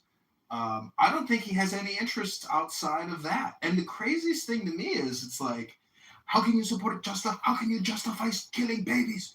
That's what they always go to. And it's like, oh, you didn't know we kill 3,000 kids every day in abortion clinics here in America? Like, you think I'm worried about, blowing up an apartment complex to end the war and have a little security with our neighbors when we kill 3,000 babies in America every day? Do you know who you're fucking with? We slaughter babies 100,000 a month at a time. Like, I mean, I'm just wondering, like, who do these Muslims think they're fucking with?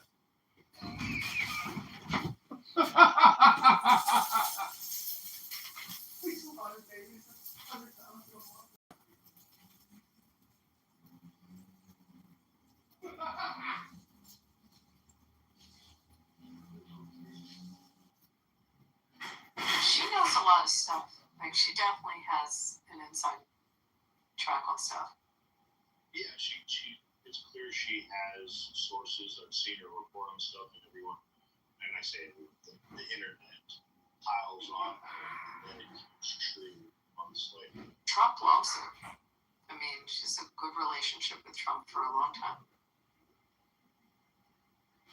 She's a hard worker. I think that's pretty big. It's very bright. I think she gets down much.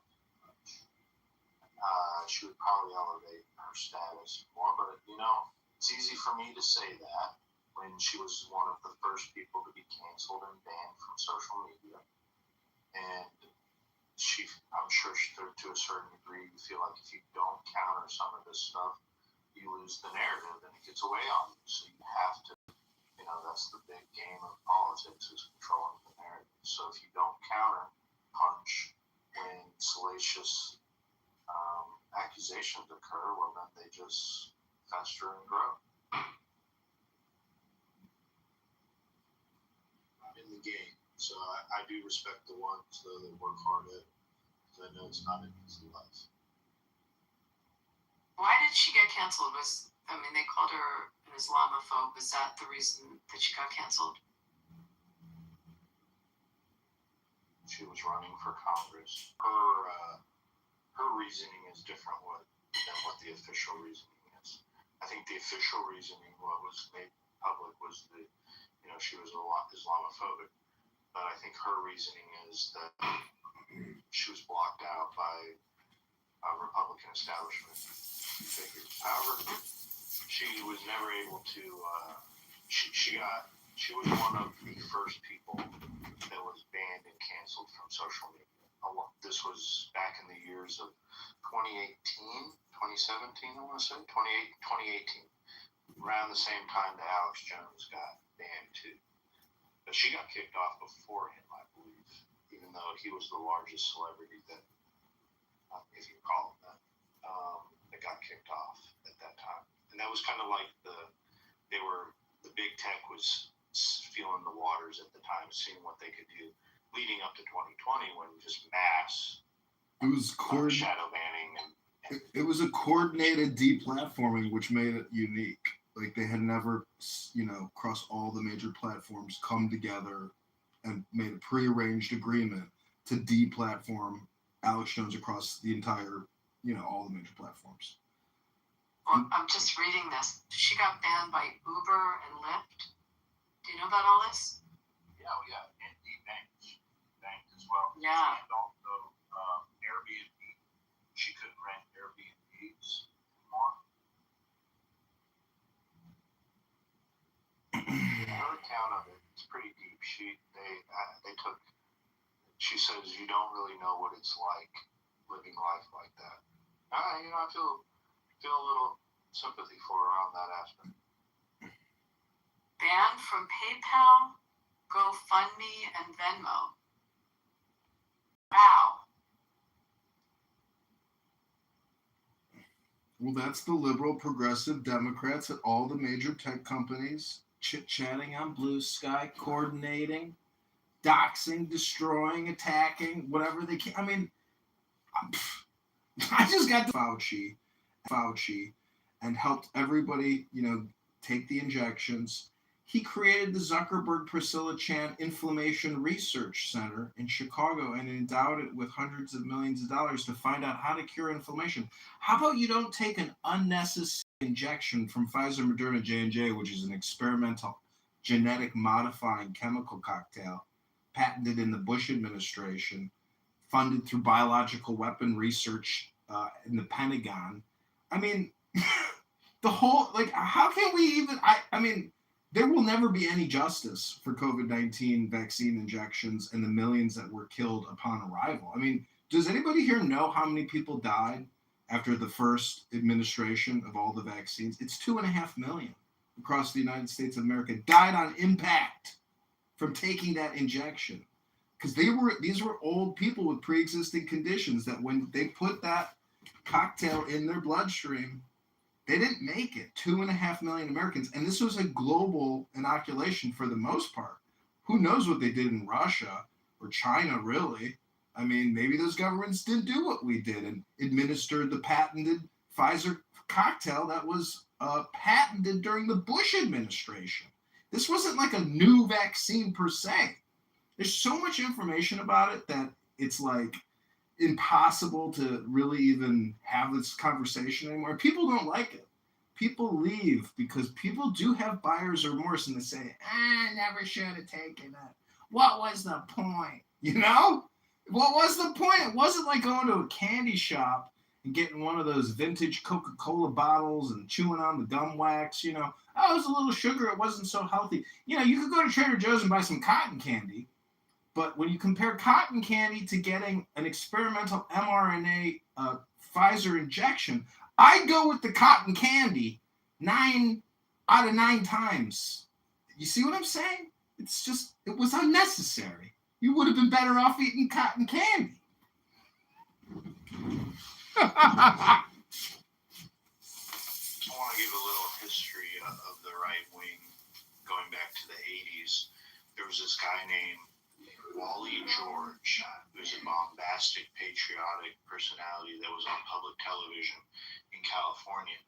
And the right wing has always had this type of bombastic personalities. It's an artistic format that allows people to get their messaging out. Rush Limbaugh coming up in 87 and popularized in the 90s. Very similar to kind of what Laura Loomer does. She's bombastic. And even, I know people, the largest misunderstood genius on the app, John Kitover, they don't get the artistic format of it. And it's a rich tradition in the right wing.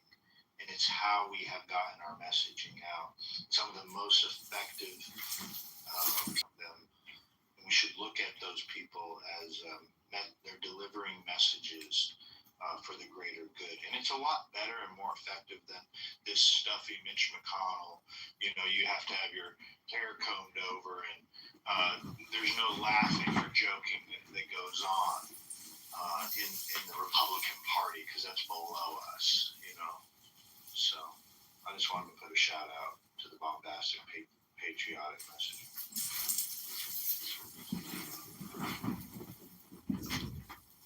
I think having a sense of humor is essential because clown world is dangerous, violent, and disgusting.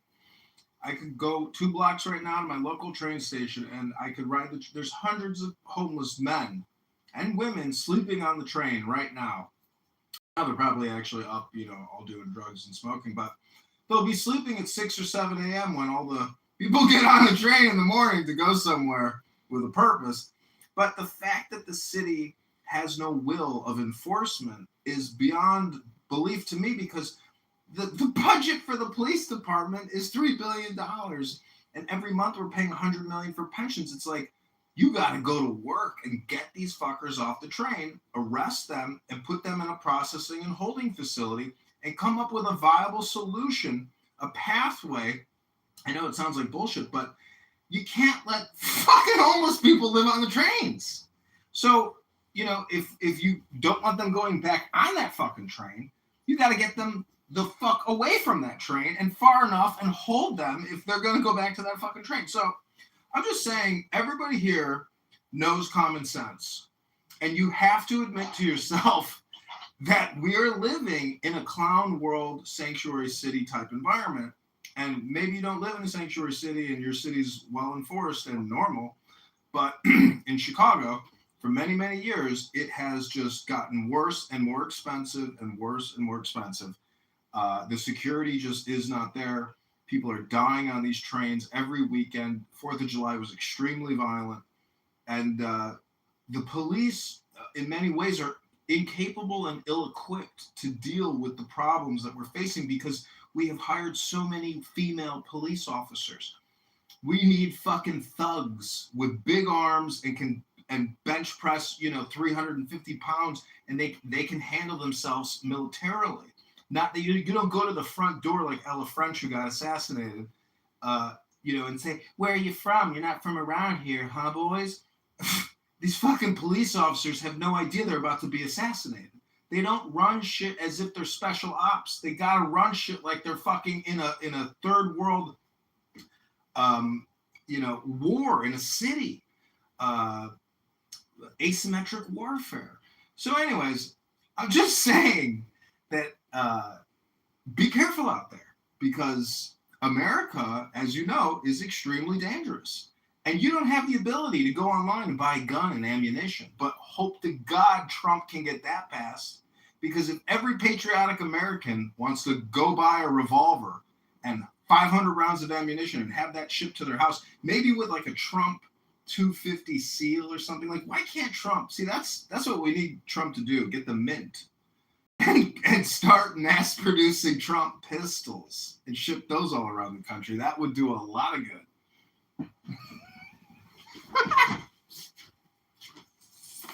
That would do a lot of good.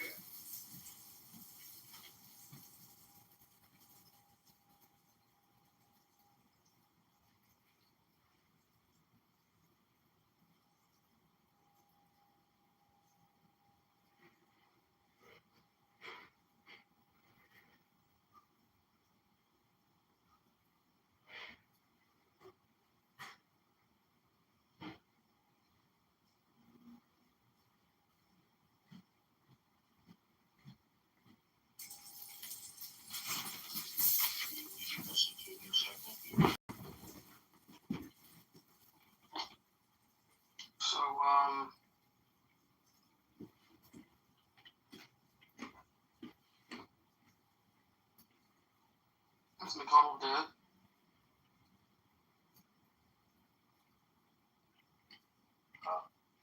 What do they call it? Brain dead?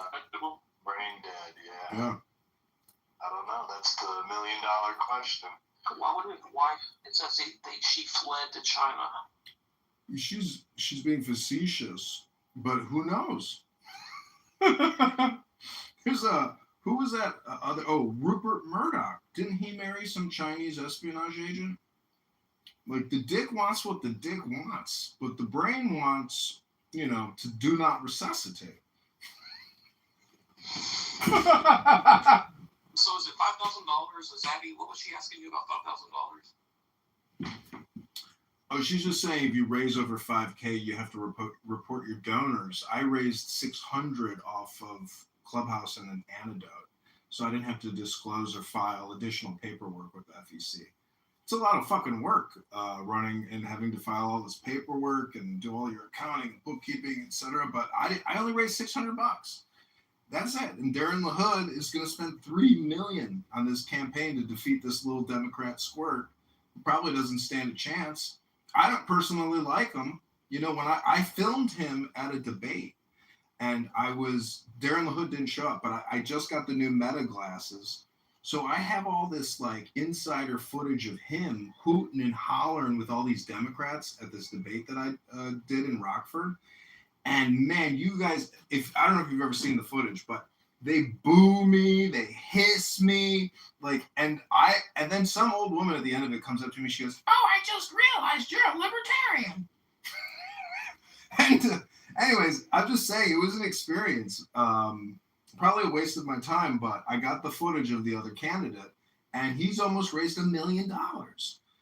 And Ro Khanna endorsed him, and he's getting big Democrat endorsements, but he's a union parasite and, not the brightest tool, the sharpest tool in the shed, but fuck, the younger people are eventually going to have to take over, and Darren LaHood is like a legacy fucker. His dad was in the Senate, dad was in Congress for since I think I read 95 or a long time. This is a big political, legal dynasty. The LaHoods are probably worth $100 million.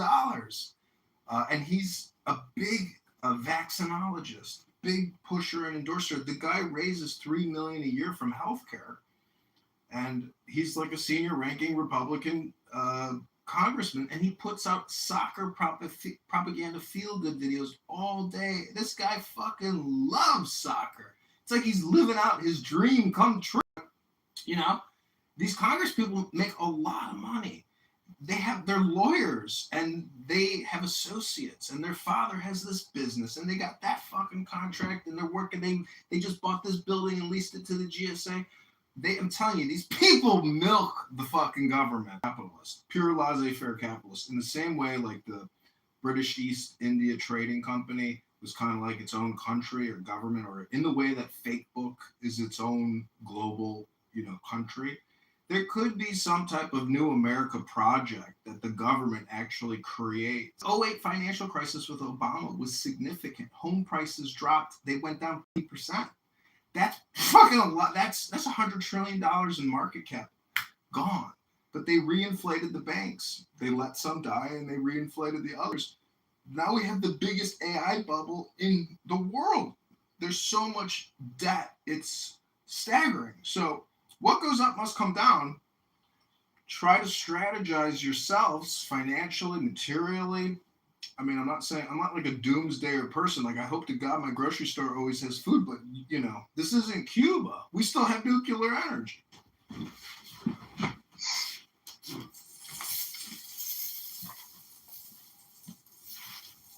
Talking about that, we're on the 18-year housing cycles coming to the peak right now, along with commercial property is, it seems like it, that ever since COVID, we're having a lot of trouble filling office space throughout America. So it's likely that there is going to be a significant issue ahead, coupled with the AI bubble. And my projection, the rug gets pulled. It'll be in different areas at different times, the housing and the commercial space issue. But sometime in or around 2028, you'll see a rug pull occur, just like they did in 2008. The Democrats are on life support. They need to do this prior to the 2030 census. So be prepared. It's coming.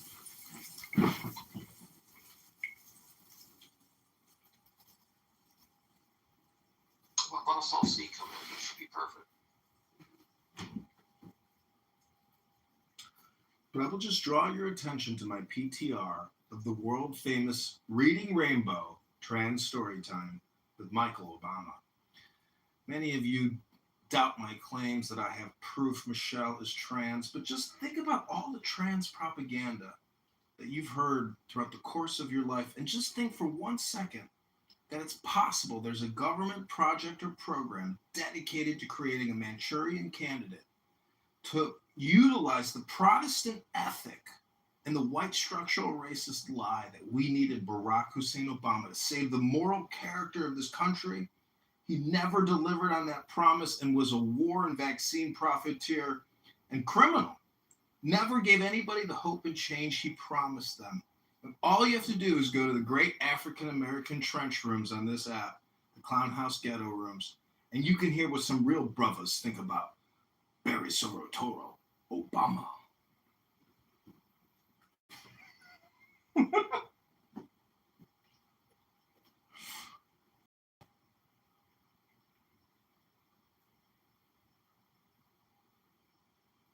I mean, just look at that PTR.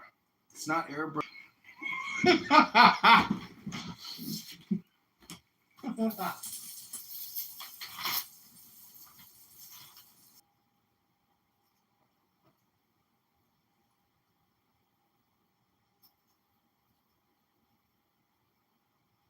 there been any updates on Florida woman? I see. No, it's just. What happened? What happened? Why is it so quiet? Has there been any updates? Jordan, it's been so long since we've chatted, Dr. Humperdinck. I'm just wondering if you could come up and tell us your feelings about Donald Trump right now. Also, I wanted to say Michael Cohen, the former attorney for Trump, who did that whole thing with, whatever, Stormy Daniels or whatever, he got a radio show, WLS, I think 560 AM or something, and supposedly he made up with Trump. Isn't that amazing? Trump is a forgiving man. He gives people grace when they probably deserve imprisonment for life. Dr. Stumperding? You. What? I'm sorry. Say this again. You get back to when has Trump ever delivered a speech that is. No, honestly, I really. You just No, I'm not. No, honestly, I really mean it. Like, honestly, I'm not trying to fight with you. I really mean it. Like, honestly, it's something that you. July 3rd was a good. Okay. July 3rd. I mean, I wanted one, so you thought July 3rd was a monumental speech. I gave you 3. No, if you look over all the presidents that have been, so if you look at all the presidents and all the speeches that have happened in the history of the United States of America, do you really think that the July 3rd speech is the one that you want to represent and suggest that is monumental to me? We thought you just wanted one. I didn't throw garbage. I don't like garbage. I'm not garbage. Like, that thing, I want equality. No, honestly, when you look over president over the 250 years, that's what I was asking. Over 250 years, if you look at all the, if you look at speeches, that one that came out to you, that has stood out to you. It doesn't even matter. How many presidents have you been through, man? Yeah, but hold on. But we need a baseline. See, did you even listen to the 300 July 3rd? years of age, okay? Going on 300. See, did you even listen to the July 3rd speech by Trump? I listened to a little bit of it. It's the same redundant stuff that he did. It was not many. No. I will give it to you. I did listen to big bit, but it was the same. It's basically a child. Like, it's almost like a child. Have you, like, when you feed a child, they spit out food that they don't like. It's like literally, he's saying the same shit. No, he's spitting out the same shit. It's not monumental. It's not. I agree with you. I agree with you. You sound like a child spinner. That actually makes you like think that he's You're not making any sense. because he's not. You're not making any sense. You're spitting out food as a child. You said out of your what's up, bro? You said you did not listen to the whole speech. So before you can say anything, you should ingest the whole speech, then regurgitate. There's no one. Okay. A monumental. You know everything. You know everything. Words like that, like Kevin Morris, he's good. Trump, he's a fucking disaster. Trump is a fucking. No, I asked you for one fucking speech that actually with words, with less.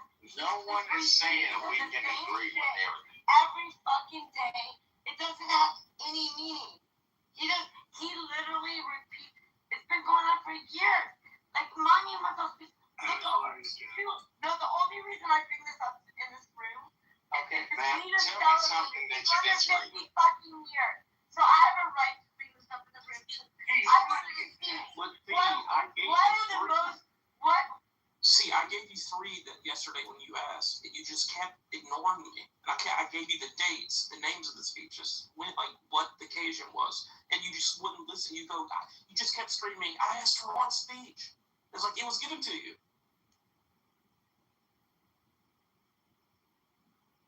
The State of the Union in 2025. Or sorry, this year, 2026.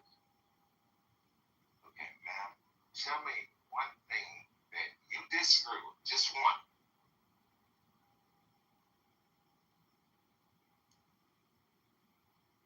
And I hope I get your pronouns correct, ma'am. You're muted right now. You gotta unmute. Hello? 2 tears in a bucket. Fuck it. Are you guys actually enjoying listening to this screeching and hollering rose bush here? She's all thorns. There's no rose. Give us a poem, C. Can you pull up your favorite poem? Just go on Google, type it in, and just read us a poem, because I think at this time, 1 a.m, listening to you screech sleep, I'd like to relax my central nervous system, think about the blood flowing through my body as my right arm, my left arm, and my legs relax, and deeply relax. And I take the deepest breath of the day. I guess C doesn't have a poem. If y'all mind if I read a poem? Tender-hearted woman sob, poor half-frozen snake. His pretty colored skin had been all frosted with dew. Oh, well, she cried. I'll take you in. I'll take care of you. Take me in, tender woman. Take me in. For heaven's sake, take me in, tender woman, sighed the snake. She wrapped him up all cozy in a comforter of silk and laid him by the fireside with some honey and some milk. She hurried home from work that night. As soon as she arrived, she found that pretty snake she'd taken in and had been revived. Take me in, tender woman, take me in. Take me in, tender woman, sighed the snake. She clutched him to her bosom. You're so beautiful, she cried. But if I hadn't brought you in, by now you might have died. She stroked his pretty skin again and kissed and held him tight. Instead of saying thanks, that snake gave her a vicious bite. Take me in, tender woman, take me in. For heaven's sake, take me in, tender woman, sighed the snake. I saved you, cried the woman, and you've bitten me, but why? And you know your bite is poisonous, and now I'm going to die. Oh, shut up, silly woman, said the reptile with a grin. You knew damn well I was a snake before you took me in. Sounds like my ex-wife. And I've been married 140 times.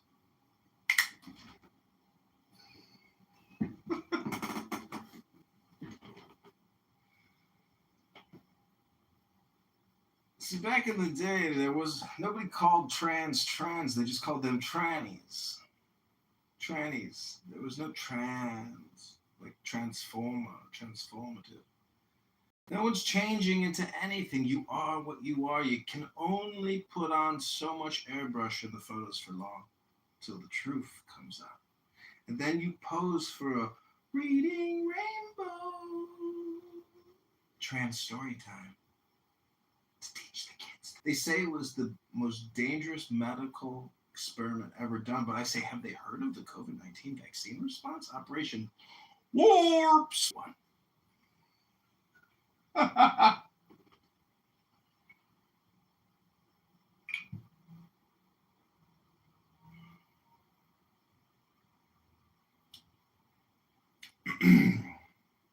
mean, basically what I've realized is all you can do is complain because you are witnessing in clown world a blob that all you can do is just like complain to the blob because this is civilizational.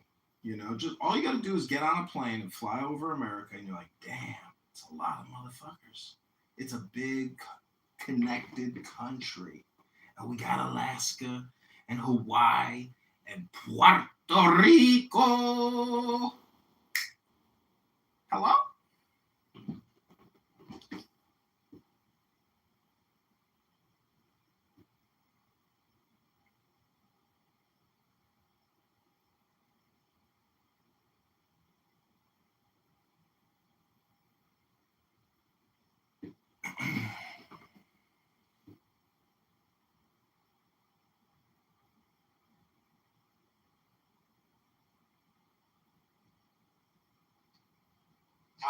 I think the conductive network of fungus spores under the ground crossing the nation is more interesting.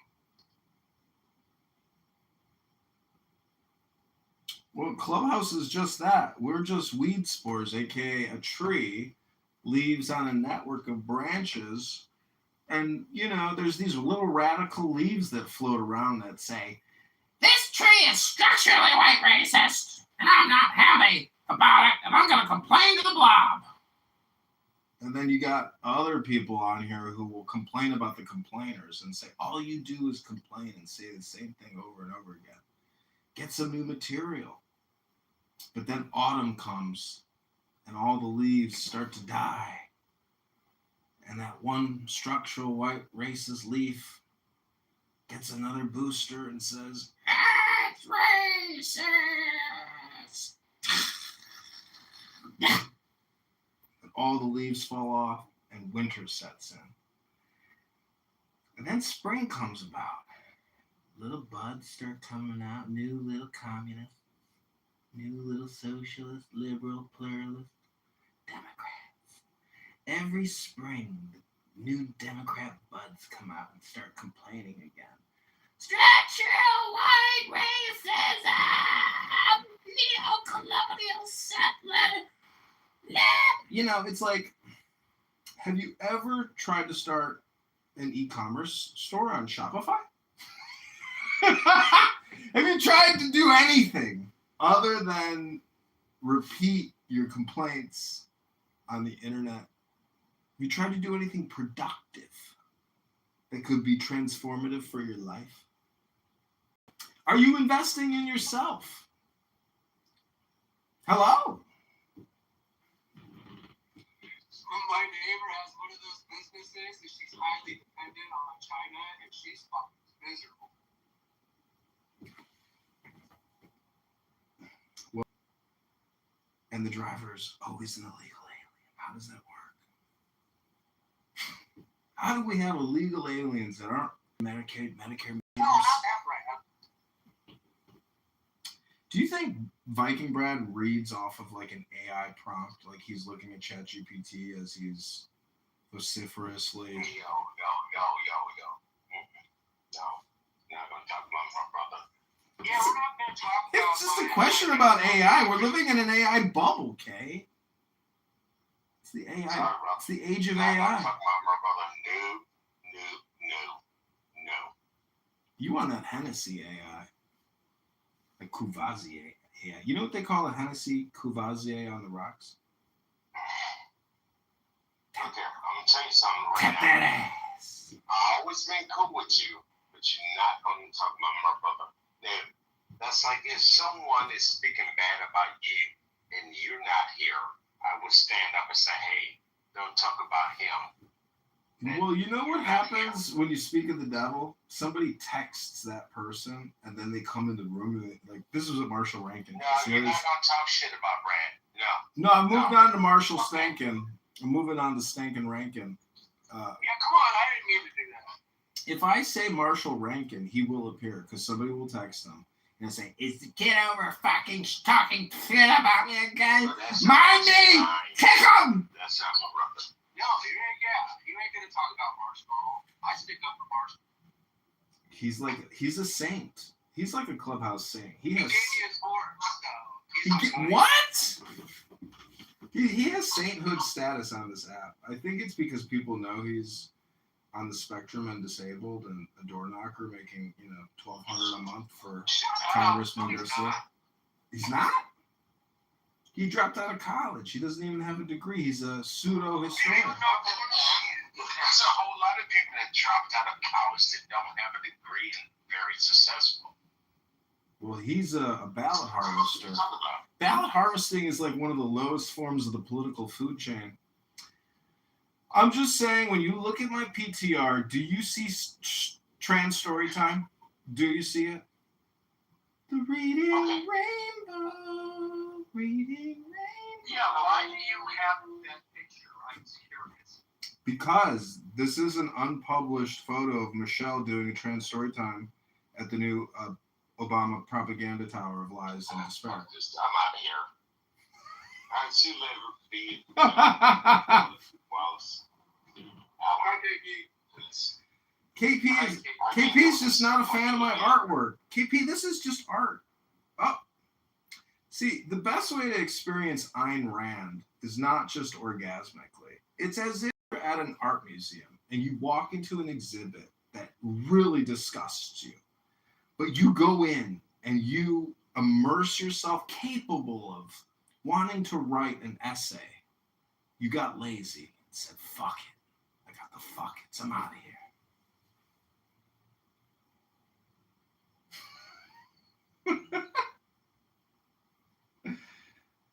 I'm just surprised by how many people are on this app that talk shit, however, which is most everybody talk shit on this app, however, are so sensitive when someone makes a comment back to them.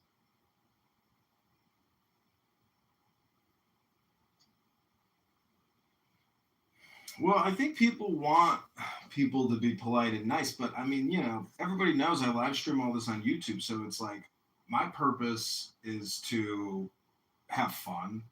I think I'm fully transparently retarded. And yes, people complain I invade their privacy, but in my defense, if no one here is unworthy of, not being mocked. Everybody's worthy of mockery here. And that's why I asked. A lot of people are reading off of AI, and it sounds to me like people are reading scripts on here. And people get good at reading a script and making it sound as if they're talking to you authentically, which they're not. Many people on this app have lost the ability to even have a normal conversation because they are reading AI to each other. And so we have created perfect slaves, cell phone slaves. Why do you think they call it a cell? These are prisoners, and they have a beta orbiter, Samsung or Apple, mind controlling their whole existence. Their whole life is a screen. And so sometimes when I go out with a beautiful woman and her whole existence is just completely dominated by that orbiting cell phone, and she can't have any mindfulness to be in the moment and have a loving relationship with you because she's in more of a relationship with her cell phone than she is with herself or with her partner. So it's like we have created AI. It's your cell phone. And if you are living in the prison cell of it, it got the genie in the bottle. It worked. So part of liberation cell phone theology is to open up your window and hold your cell phone out and take a selfie and say, I'm mad as hell. I'm not gonna take it anymore. It comes full circle. Now you can talk about the table.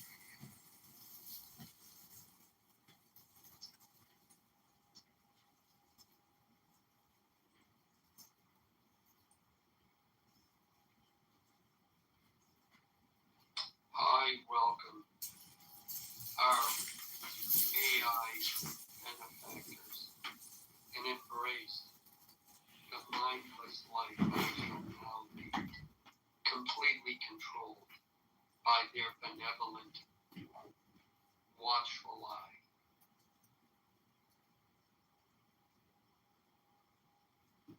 Well, Dr. Octopus from Spider-Man. If you like Dr. Octopus, Doc Ock.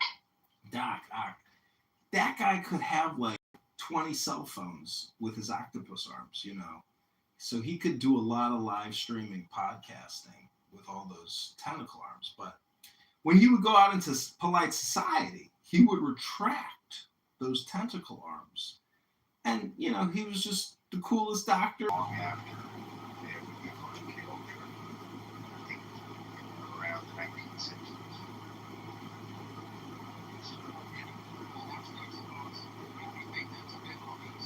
So it's not like it's conspiracy theory. It's a real thing. And, there's a lot of people that didn't know until when they figured it out. So there's all kinds of different stories, and yeah, it's fascinating. I've been interested in it, like I said, since I watched that Black movie. I was like, oh shit, this stuff even like possible and real. And if you remember that movie, they like watch it. But then it also had to do with controlling minds, I guess. So it's an interesting movie. It's a spook kind of movie, but that's when I started really interested in it.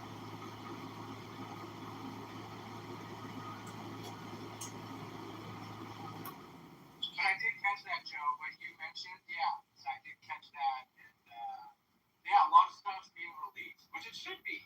Like, we shouldn't be calling each other crazy and stupid when most of this stuff is true. This is like big story breaking. It was today. Didn't it start today? The Tyler Robbins pre-trial hearings. Have y'all been following it? Yeah. That? Who is Tyler Robinson and what is he? He's not Charlie Kirk. Oh. Well, there's a guy on X called Diligent Denizen who has a big following, and I don't know if you know this stupid bitch named Mazlove who claims she used to work for Goldman Sachs but is retired. They hold regular, huge Jew hate roast rooms, and they do believe that Mossad assassinated Kirk using, I guess, his lapel microphone. And today, the judge viewed, I guess, a never released video of the impact, and he flinched. But they're saying, they're saying that it's like, oh, Fed slop. I hate when I hear people, it's all Fed slop. It's like, I find it strange that Kash Patel would basically ruin this fucking kid's chance at a fair trial by releasing like damning evidence, the fact that he took the dad's gun and the text messages. It's like, how are you going to get a fair trial when you bias a jury and bias all of society, right? And Kash Patel is dating this spicy Israeli chick. I mean, espionage is real. Sabotage is real. We have real traitors like Barack Hussein Obama. Ethical problem. And I'm just saying, if you like soccer, man, you gotta be depressed. That's just my opinion. Maybe you're married to a super rich chick, but she's not that hot, and she's an alcoholic. Even though she's super rich, you're still watching soccer.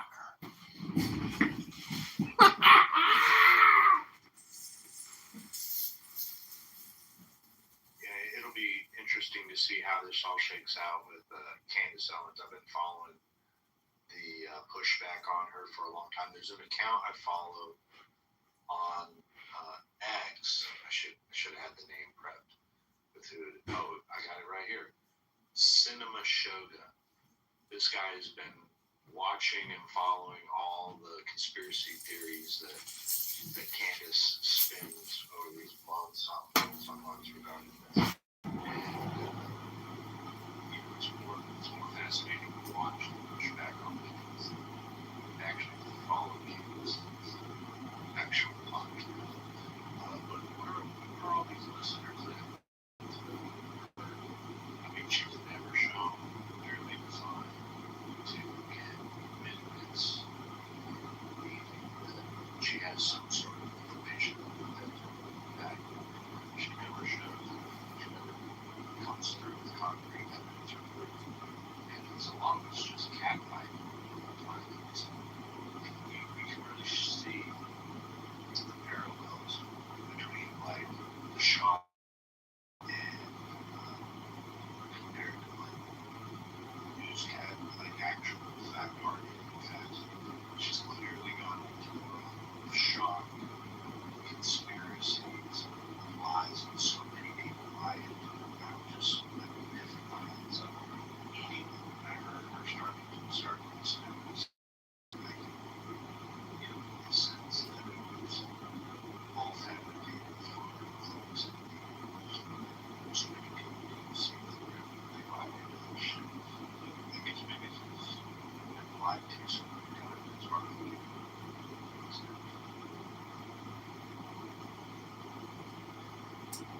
The guy that hired me and this, who eventually became a senior manager, he loves Candace Owens, like the darling. And I think a lot of it is particularly Arabs, a different variety. But anyways, 2 planes can't bring down 3 skyscrapers. And Shel Silverstein made out like a bandit. And if you really think 2 planes brought down 3 skyscrapers, I mean, I'm just saying, George Bush fucked this country. Him and Dick Cheney, Donald Rumsfeld, who's now dead, they set us up for failure, not strategic success, not tactical success, not military success. And I like Pegseth, but he just fired this West Point, 5-star superstar. The media is saying, oh, he's the greatest fucking Ranger that's ever lived. And I've met a lot of West Point guys, and they're not very humble. A lot of these guys walk around like they're fucking George Washington. And a lot of them are very successful, and they work in healthcare, and they work in the military-industrial complex, and they got great lives, and they're super wealthy. I'm just saying that the media loves to stir the pot. And, there's so much data out there. It's a never-ending stream of information. Eventually, you got to pick and choose your information battles, because the content that these politicians put out every day, by the hours, they're just pumping out content. And so the terror is that our leaders are not leading. They're basically just low-grade content creators. They don't really do anything. So why are we funding these criminal, liberal, progressive, Democrat politicians who all they do is spam us with fucking videos on our cell phones? Like, the real world is not real anymore. It's all just fucking videos. That's not the basis of a fucking economy. The Chinese have an economy. They actually make all the fucking products. The cell phones, the fans, the beds, the mattresses, the car. Like, hello? Bingo! Love you. Keep going. Stop telling someone they can come and fuck with that. Thank you. About fucking time. Hello? What's up, Steve? No, I wanted to continue. Like, honestly, keep going, dude. You're right on. You are point on. All this other shit it's all propaganda marketing. If you have a marketing plan, no company will fucking meet their sales revenues if they can't deliver. This president did not fucking deliver any fucking thing that you guys voted for. So keep going. It's nice to hear, because this is whole thing is a propaganda machine. That it's literally like you can market. You cannot market. That's money just. You guys are twisted. Because That's the whole thing. So keep going with it. That is the reality of what is happening. Has happened. That is why y'all voted for this. he closed the border. From you guys, we learned. No.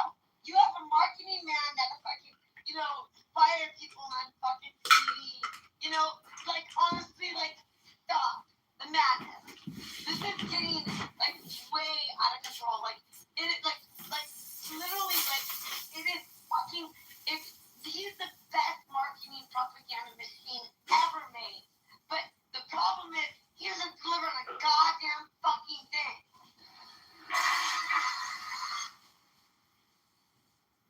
He closed the border. That shouldn't have been a problem in the first place. I agree with that. But that doesn't mean he's like Mr. I do like that he put.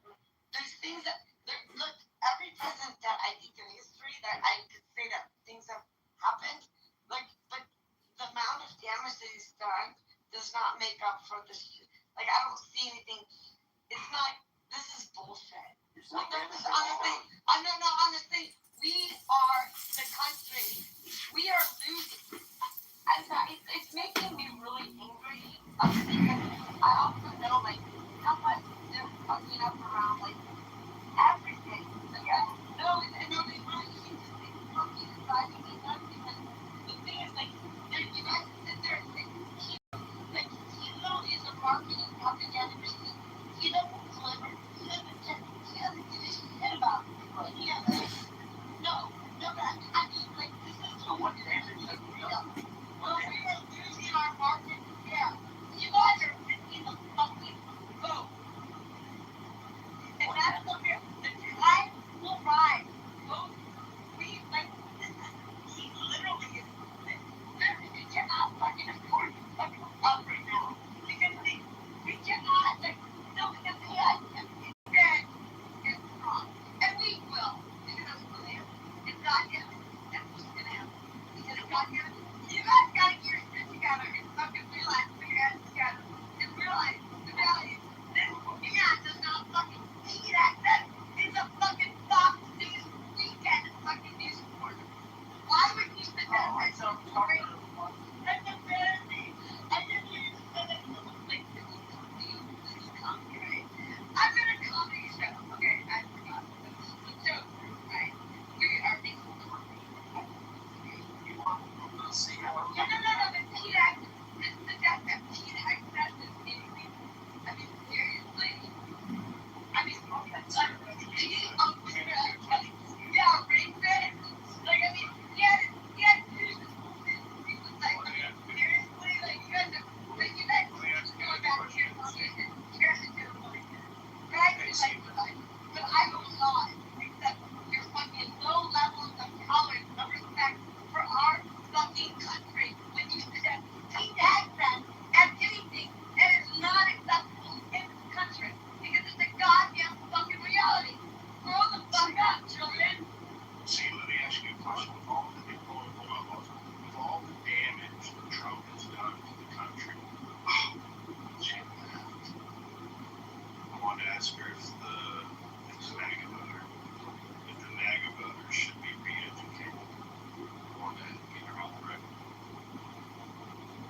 You know why? Because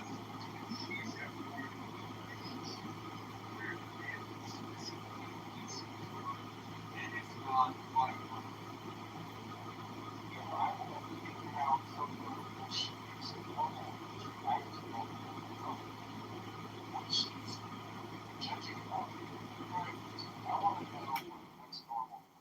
Well, that question doesn't incorporate what's going on in her personal life. And as you all just witnessed, we probably just communicated with a highly intoxicated woman. And so when people say, I want things to go back, when things are back to normal, well, that's like saying your health is going to return to you when you're 800 pounds and on the way out. It's just never coming back. Like, I went to the gym today, I saw a guy so obese. I was like, thank God you're here, but good Lord, like, sir, You know, like look at Princessia here, a cute Muslima woman who, went viral for saying horrible things against the Ashkenazic, elevator population. Princessia, you're so quiet. I'm just wondering, did you watch the soccer match today? I watched when I went to sleep before the game ended. What happened? Did we lose? Well, Diego ripped his shirt off and ran across the soccer mats. He's had to do some promotional marketing jobs. Artsy's back. Damn it, she left again. She's so upset. She won't let me out. This is the elevator girl on the YouTube. Hold on. With that gentleman at the elevator. No, seriously, the Trump voters be re-educated? Should they have to be put through a re-education camp with all the damage they've done to this country? And no, honestly, that's the thing is when you get so deregulated and people, it's not about like whether or not the people are so like, they don't know what to, and I actually, like, I'm not like, actually, like, there's certain things that Trump, like, I'm like, there's certain, like, I'm a Republican heart, so the whole thing is like, we are so turned into passive, I don't know how to undo it. And I'm really sad about it because I really don't know how it's going to get out.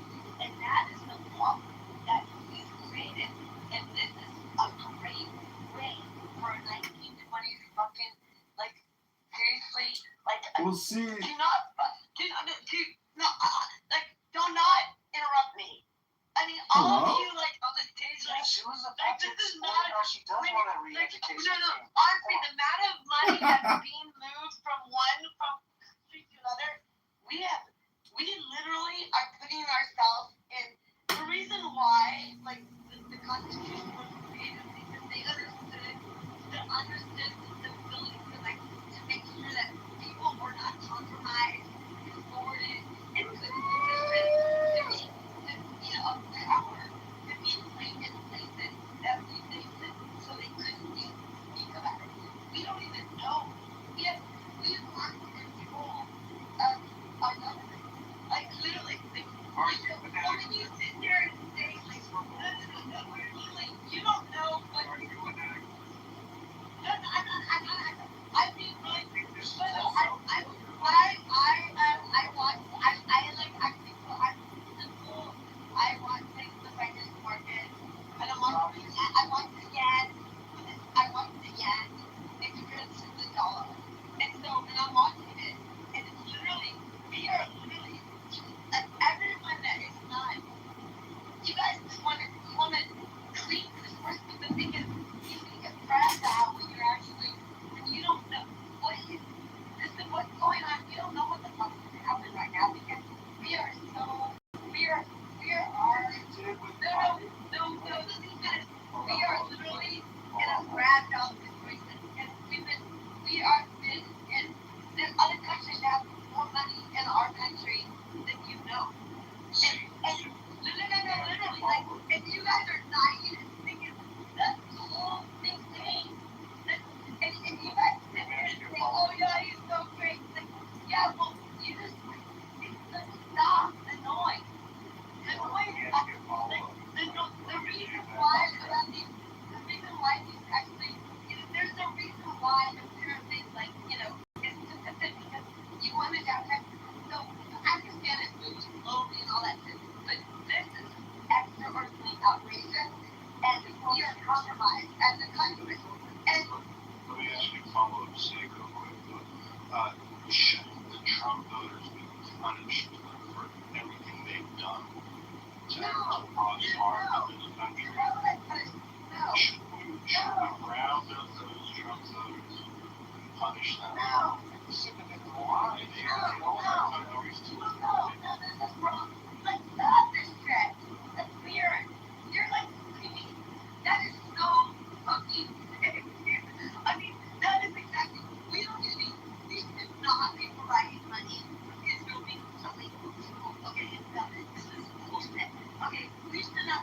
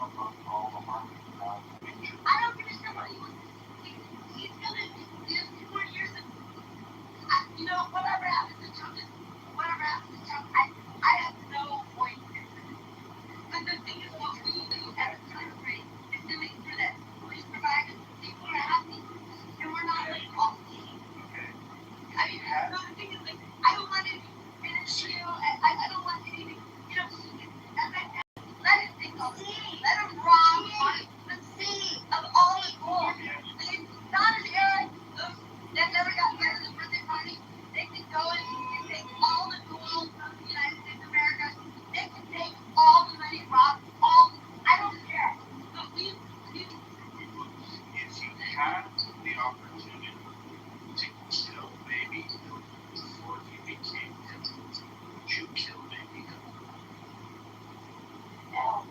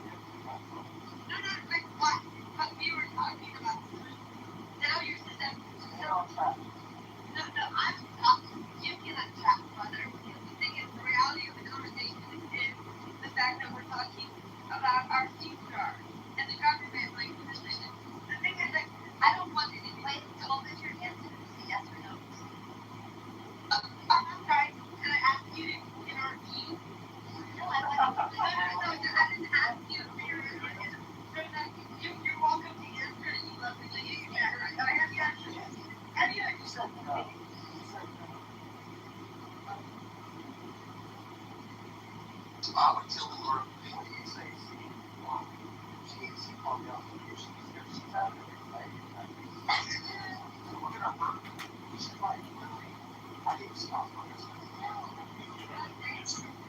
I'll just keep praying with it.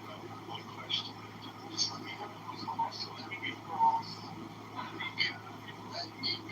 I can choose it.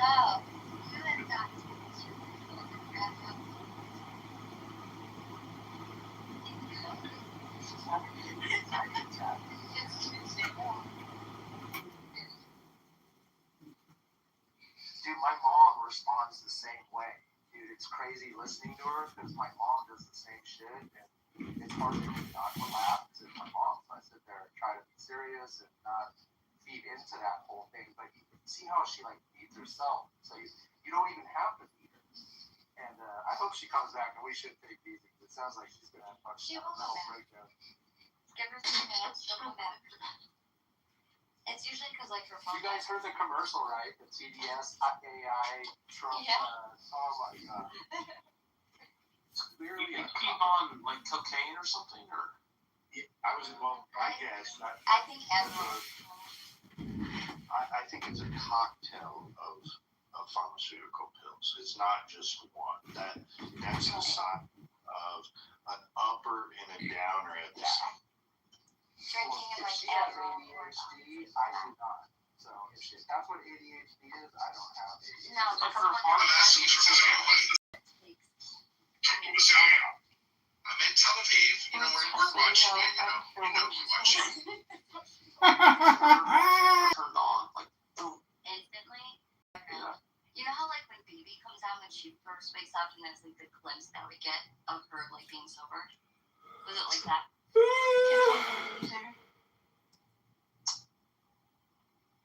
No, he's probably in the other room. I got banned on TikTok. You didn't? Well, it's honestly though, it's easy to like everyone gets banned. I usually get suspended and I haven't gotten banned, but everyone gets banned. But I got banned on TikTok Live for just 3 days. Yeah. It always happens that way, and it's just people like mass reporting it or the algorithm picks it up. But you appeal it and you get your account back. Why would you be banned though? What did you say? Something? And no, it doesn't even take honestly be around what she did, but it does not. Literally you have to use code language on TikTok. I mean, I could call Michaela nigger. Okay, so like you can't say that. You can't say COVID-19. You have to say C-19. You can't say like assassinate, or you say unalive. Yeah. Say, And I think when I said retarded, really? Yeah. And you can't say retarded You either. can't say retarded. You can't say faggot. You can't say. I mean, there's like code language for everything. You can't say anything. You can't say faggot? Now we know why you got kicked out. It's bad, but they don't IP ban you, so like that's good. Yeah, they don't IP ban like Clubhouse does. Wallace, so you are familiar with the elevator scene? Yeah, I did see it. It's a movie, don't believe it. Someone shared it, so I It's not real, it's an AI. Yes, I really heard it was. Some are kind of disagree with her on the war. We tried to consult with Princessia. I talked to my handlers in Tel Aviv, and they said this girl could become a big success. Let's see if she wants to create more content. But this chick is so lazy that we could never get her to fucking do anything, and she's a waste of time, waste of space. Well, you got me banned, Kitover. Kitover couldn't even come on live. I didn't get you banned. What are you talking about? The TikTok algorithm is so sensitive, as Andrew said. If you say certain words or if there's any talk of Israel, the account is immediately deactivated, and it's just so overly sensitive. Even YouTube it's like all my accounts are under second guideline strikes, and Rich, I don't know if you guys know Rich in that room. I'm sure he looks at my YouTube and then he starts saying D to the M and all this homicidal stuff. Oh, yeah. And That's so another thing. he gets my shit. Fuck. Honestly, it was my whole veg. To what your speakers think too. Oh yeah. Even if you don't. But you know what else? Michael will be on my live just smoking his weed. Oh yeah, you can't do that. You can't smoke cigarettes. You can't drink anything. But like, literally, if someone says anything else, like I made $12, so. Yeah, you can put money on there for sure. For sure, but you know that they think. Do you still do TikTok live, Ann? Because when I saw you had like a big following or something happening. Yeah, no. And you should get on TikTok live with me then. I do. Like I used to always do lives, and then it kept getting kind of frustrating. And it did make it live and shut down. Sometimes like even if you know that was working, like it was sometimes it's your kids. So I stopped doing it, but I don't. Yeah, and what's it called? There's children on me because I had it on auto where anybody can come on. And they were somebody is 18, and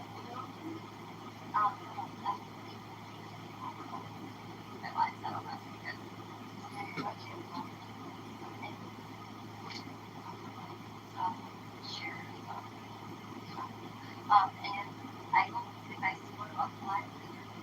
I have in there. There's like that's I don't know. you see Yeah, out there. Yeah. So it's not just 18 because they can't.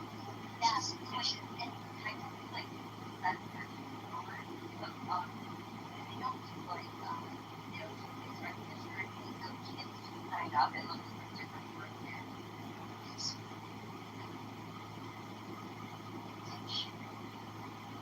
And it's confusing.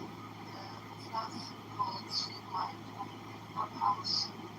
Yeah, no, there's a lot to it. If you don't want to test video, you can like watch over there. Like I have it, but I have to because I wanted to be able on my laptop and quality. I don't look at it, on TikTok. Yeah, I have it before, but I got like that in like a few days and I got online. I think you can to be honest, I think that's what I thought I was going to want it. People buy I don't find people do that, especially if they have no time to get a whole account. I mean, if they ban me, I'll just like get over it. I'll do it to have me. I wanted to normalize my scars, so it's really I follow you. Mine is I only TikTok. Because when I first made TikTok, I tried to check this out. Oh yeah, you can't do that. I can't say genocide. Yeah, I've been saying it's just, I didn't get any bad for saying Hamas. I didn't get any bad for saying genocide. So it's like the hot, yeah, like your voice is a certain thing to say, well, it may not even be anyone here, but for you, because there's certain things here that are up and up, a certain word. Also, people doing comments and so like I have been in their life before their fellow like their organic like supremacists. All of them like so like love like yeah, so it's Yeah, because I'm gonna be good when I get back from the night to move on to the laptop. I'm going to it can be nice, but people will still do stuff, whatever, like your beliefs better. So like and that is also like my belief is key. Do you love me? and some people are trying to express themselves. Yeah. Don't love that. Smile. Michael Jackson. There's Jasmine was on my live too. I don't usually. I have like TikTok and Clubhouse is separated. So like, Well, my girl Olivia, she advertised it. really? And Brock and I, you know who Brock is? Yeah. We were dancing on TikTok yesterday. Really? It was so much fun. We were having a dance off. And then the boys from Clubhouse started fighting, and it was like, oh my god, you are so annoying. You can't just have fun. Michael and Brock, they just started fighting. Really? Yeah. That's lame. Michael is done. I'm done with him though. I like Michael. Well, you should come and talk to him on TikTok. Yeah, he hasn't been on here. Yeah, he's only on TikTok now, but I think he got banned too. Have you talked to Diego? Who? Diego?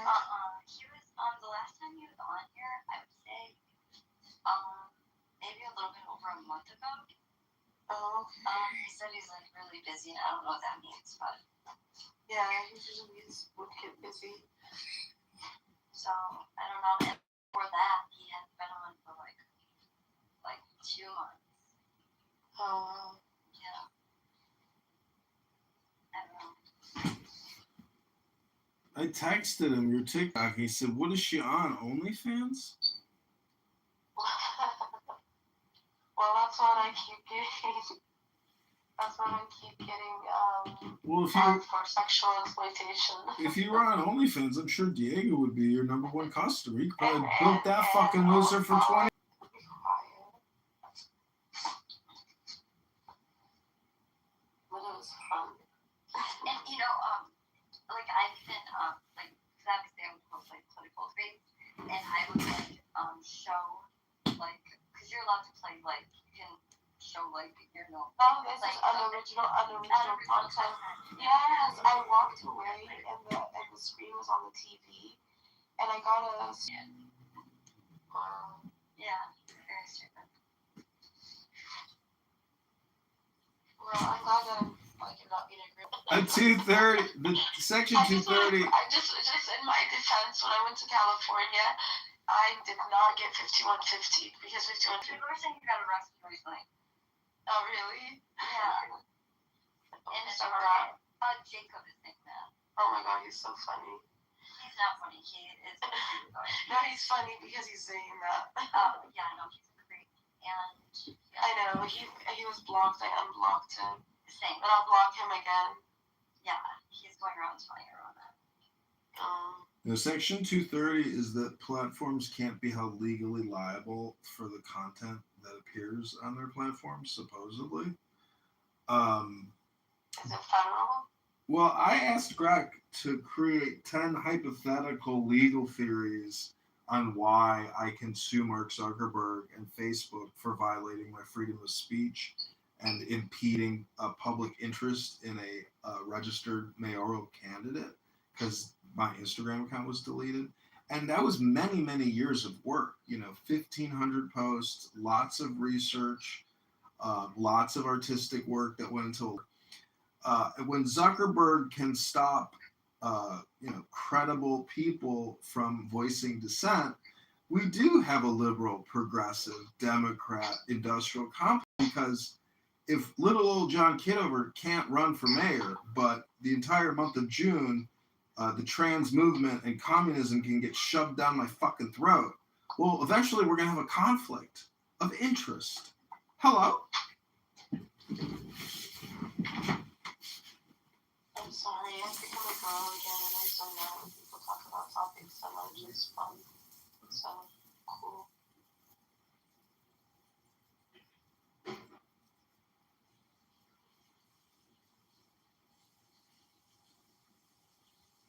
What's up, Beaver? Are you ready for basketball season to start? Yeah, this is our coach has gone all out.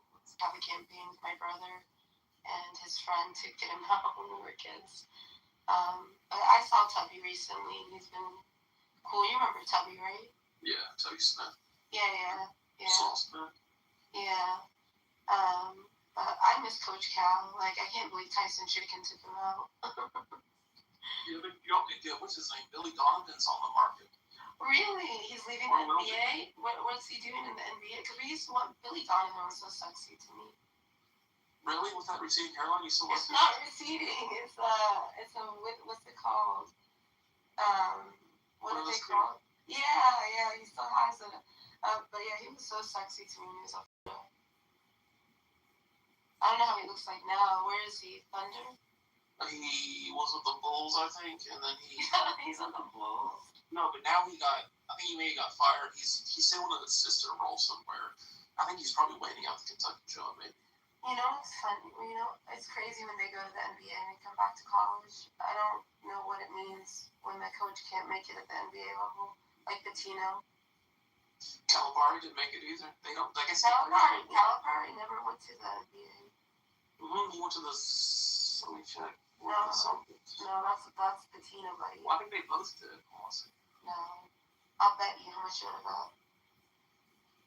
I'll put money on it. Oh, it was the Nets. Not the. Oh, well, I knew for sure he go to the Celtics, but I'm pretty. He went to the Brooklyn Nets. He did that. Yeah, for 3 years. Really? Before Kentucky? Yeah, he was at UMass. Then he went to the Nets. Then he went to Memphis. Then he went to Kentucky. And then he's at Arkansas. I know too much about sports. It's not good. No, I just miss Coach Cal. Okay, to answer your question about Pope, I haven't been paying attention to basketball as much as I love. But did you watch? Have I talked to you since the tournament? No, I don't think so. Oh my God! Did you see what happened when we got? I was recording when it happened. We hit a 3, and I think we went into overtime, and we shouldn't have hit it. Yes, I remember. Yeah, I remember. Oh my God, that was it was pure bliss. I think I recorded it and posted it on my social media, but I didn't deactivate it. I hope Pope stays just because, he's one of us, God bless the Mormons. Yeah, but if you hold on to a coach just because they're a former player, it never works out. I mean,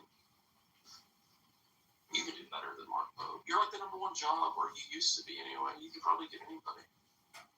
Yeah, I mean, if we get Coach, I just hate that we pushed out Coach Cal, but it is what it is. Well, he really wasn't that good of a coach. He was a great recruiter, decent coach.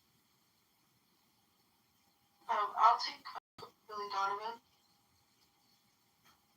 If you get Billy Donovan, you guys are set. I guess NBA players don't listen. In college, you can pretty much Well, now I don't know if since they get paid, but in college you used to be able to, if you owned the player, you could bitch them out and tell them it's my way or the highway. The NBA, you can't do it. I mean, I hadn't watched the Knicks, like, shout out to them winning, but, or the playoffs in general, like, I barely watched anything. But NBA style basketball is not the same as, like, college basketball. Do you remember the Patino press? Like, imagine them pressing long, like, full court in the NBA. I've never seen that. They don't, no, there's no way they would ever go for that. Yeah, so I just think it's a different style. They're just more talented. They're not as hardworking. The thing that I do like about Mark Pope is he brought our white boy era back. Like the Travis Fords, the Scott Pagets. Good luck winning with white boys. What do you mean? That's how we won in the 90s. No, y'all you had Mashburn and Mercer. Yeah, but we had, like I said, Travis Ford, 1994 probably. Scott Paget, probably 1917.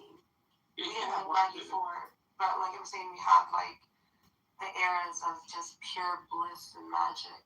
But you had the dude, you had Delk and McCarty and Roger Crow. You had all these white dudes. But we always had our token white boys. You did, that is true. You had a few white boys out there. Like what white boys did we have with Calipari? His son. I'm just kidding. Like we didn't have any white boys. You had Patrick Spark. No, he wasn't. Yeah, you didn't really have anybody with him. That's true. We had Joe Hero. Not Joe Hero. Sorry, what's the other guy? Joe Hero's a club.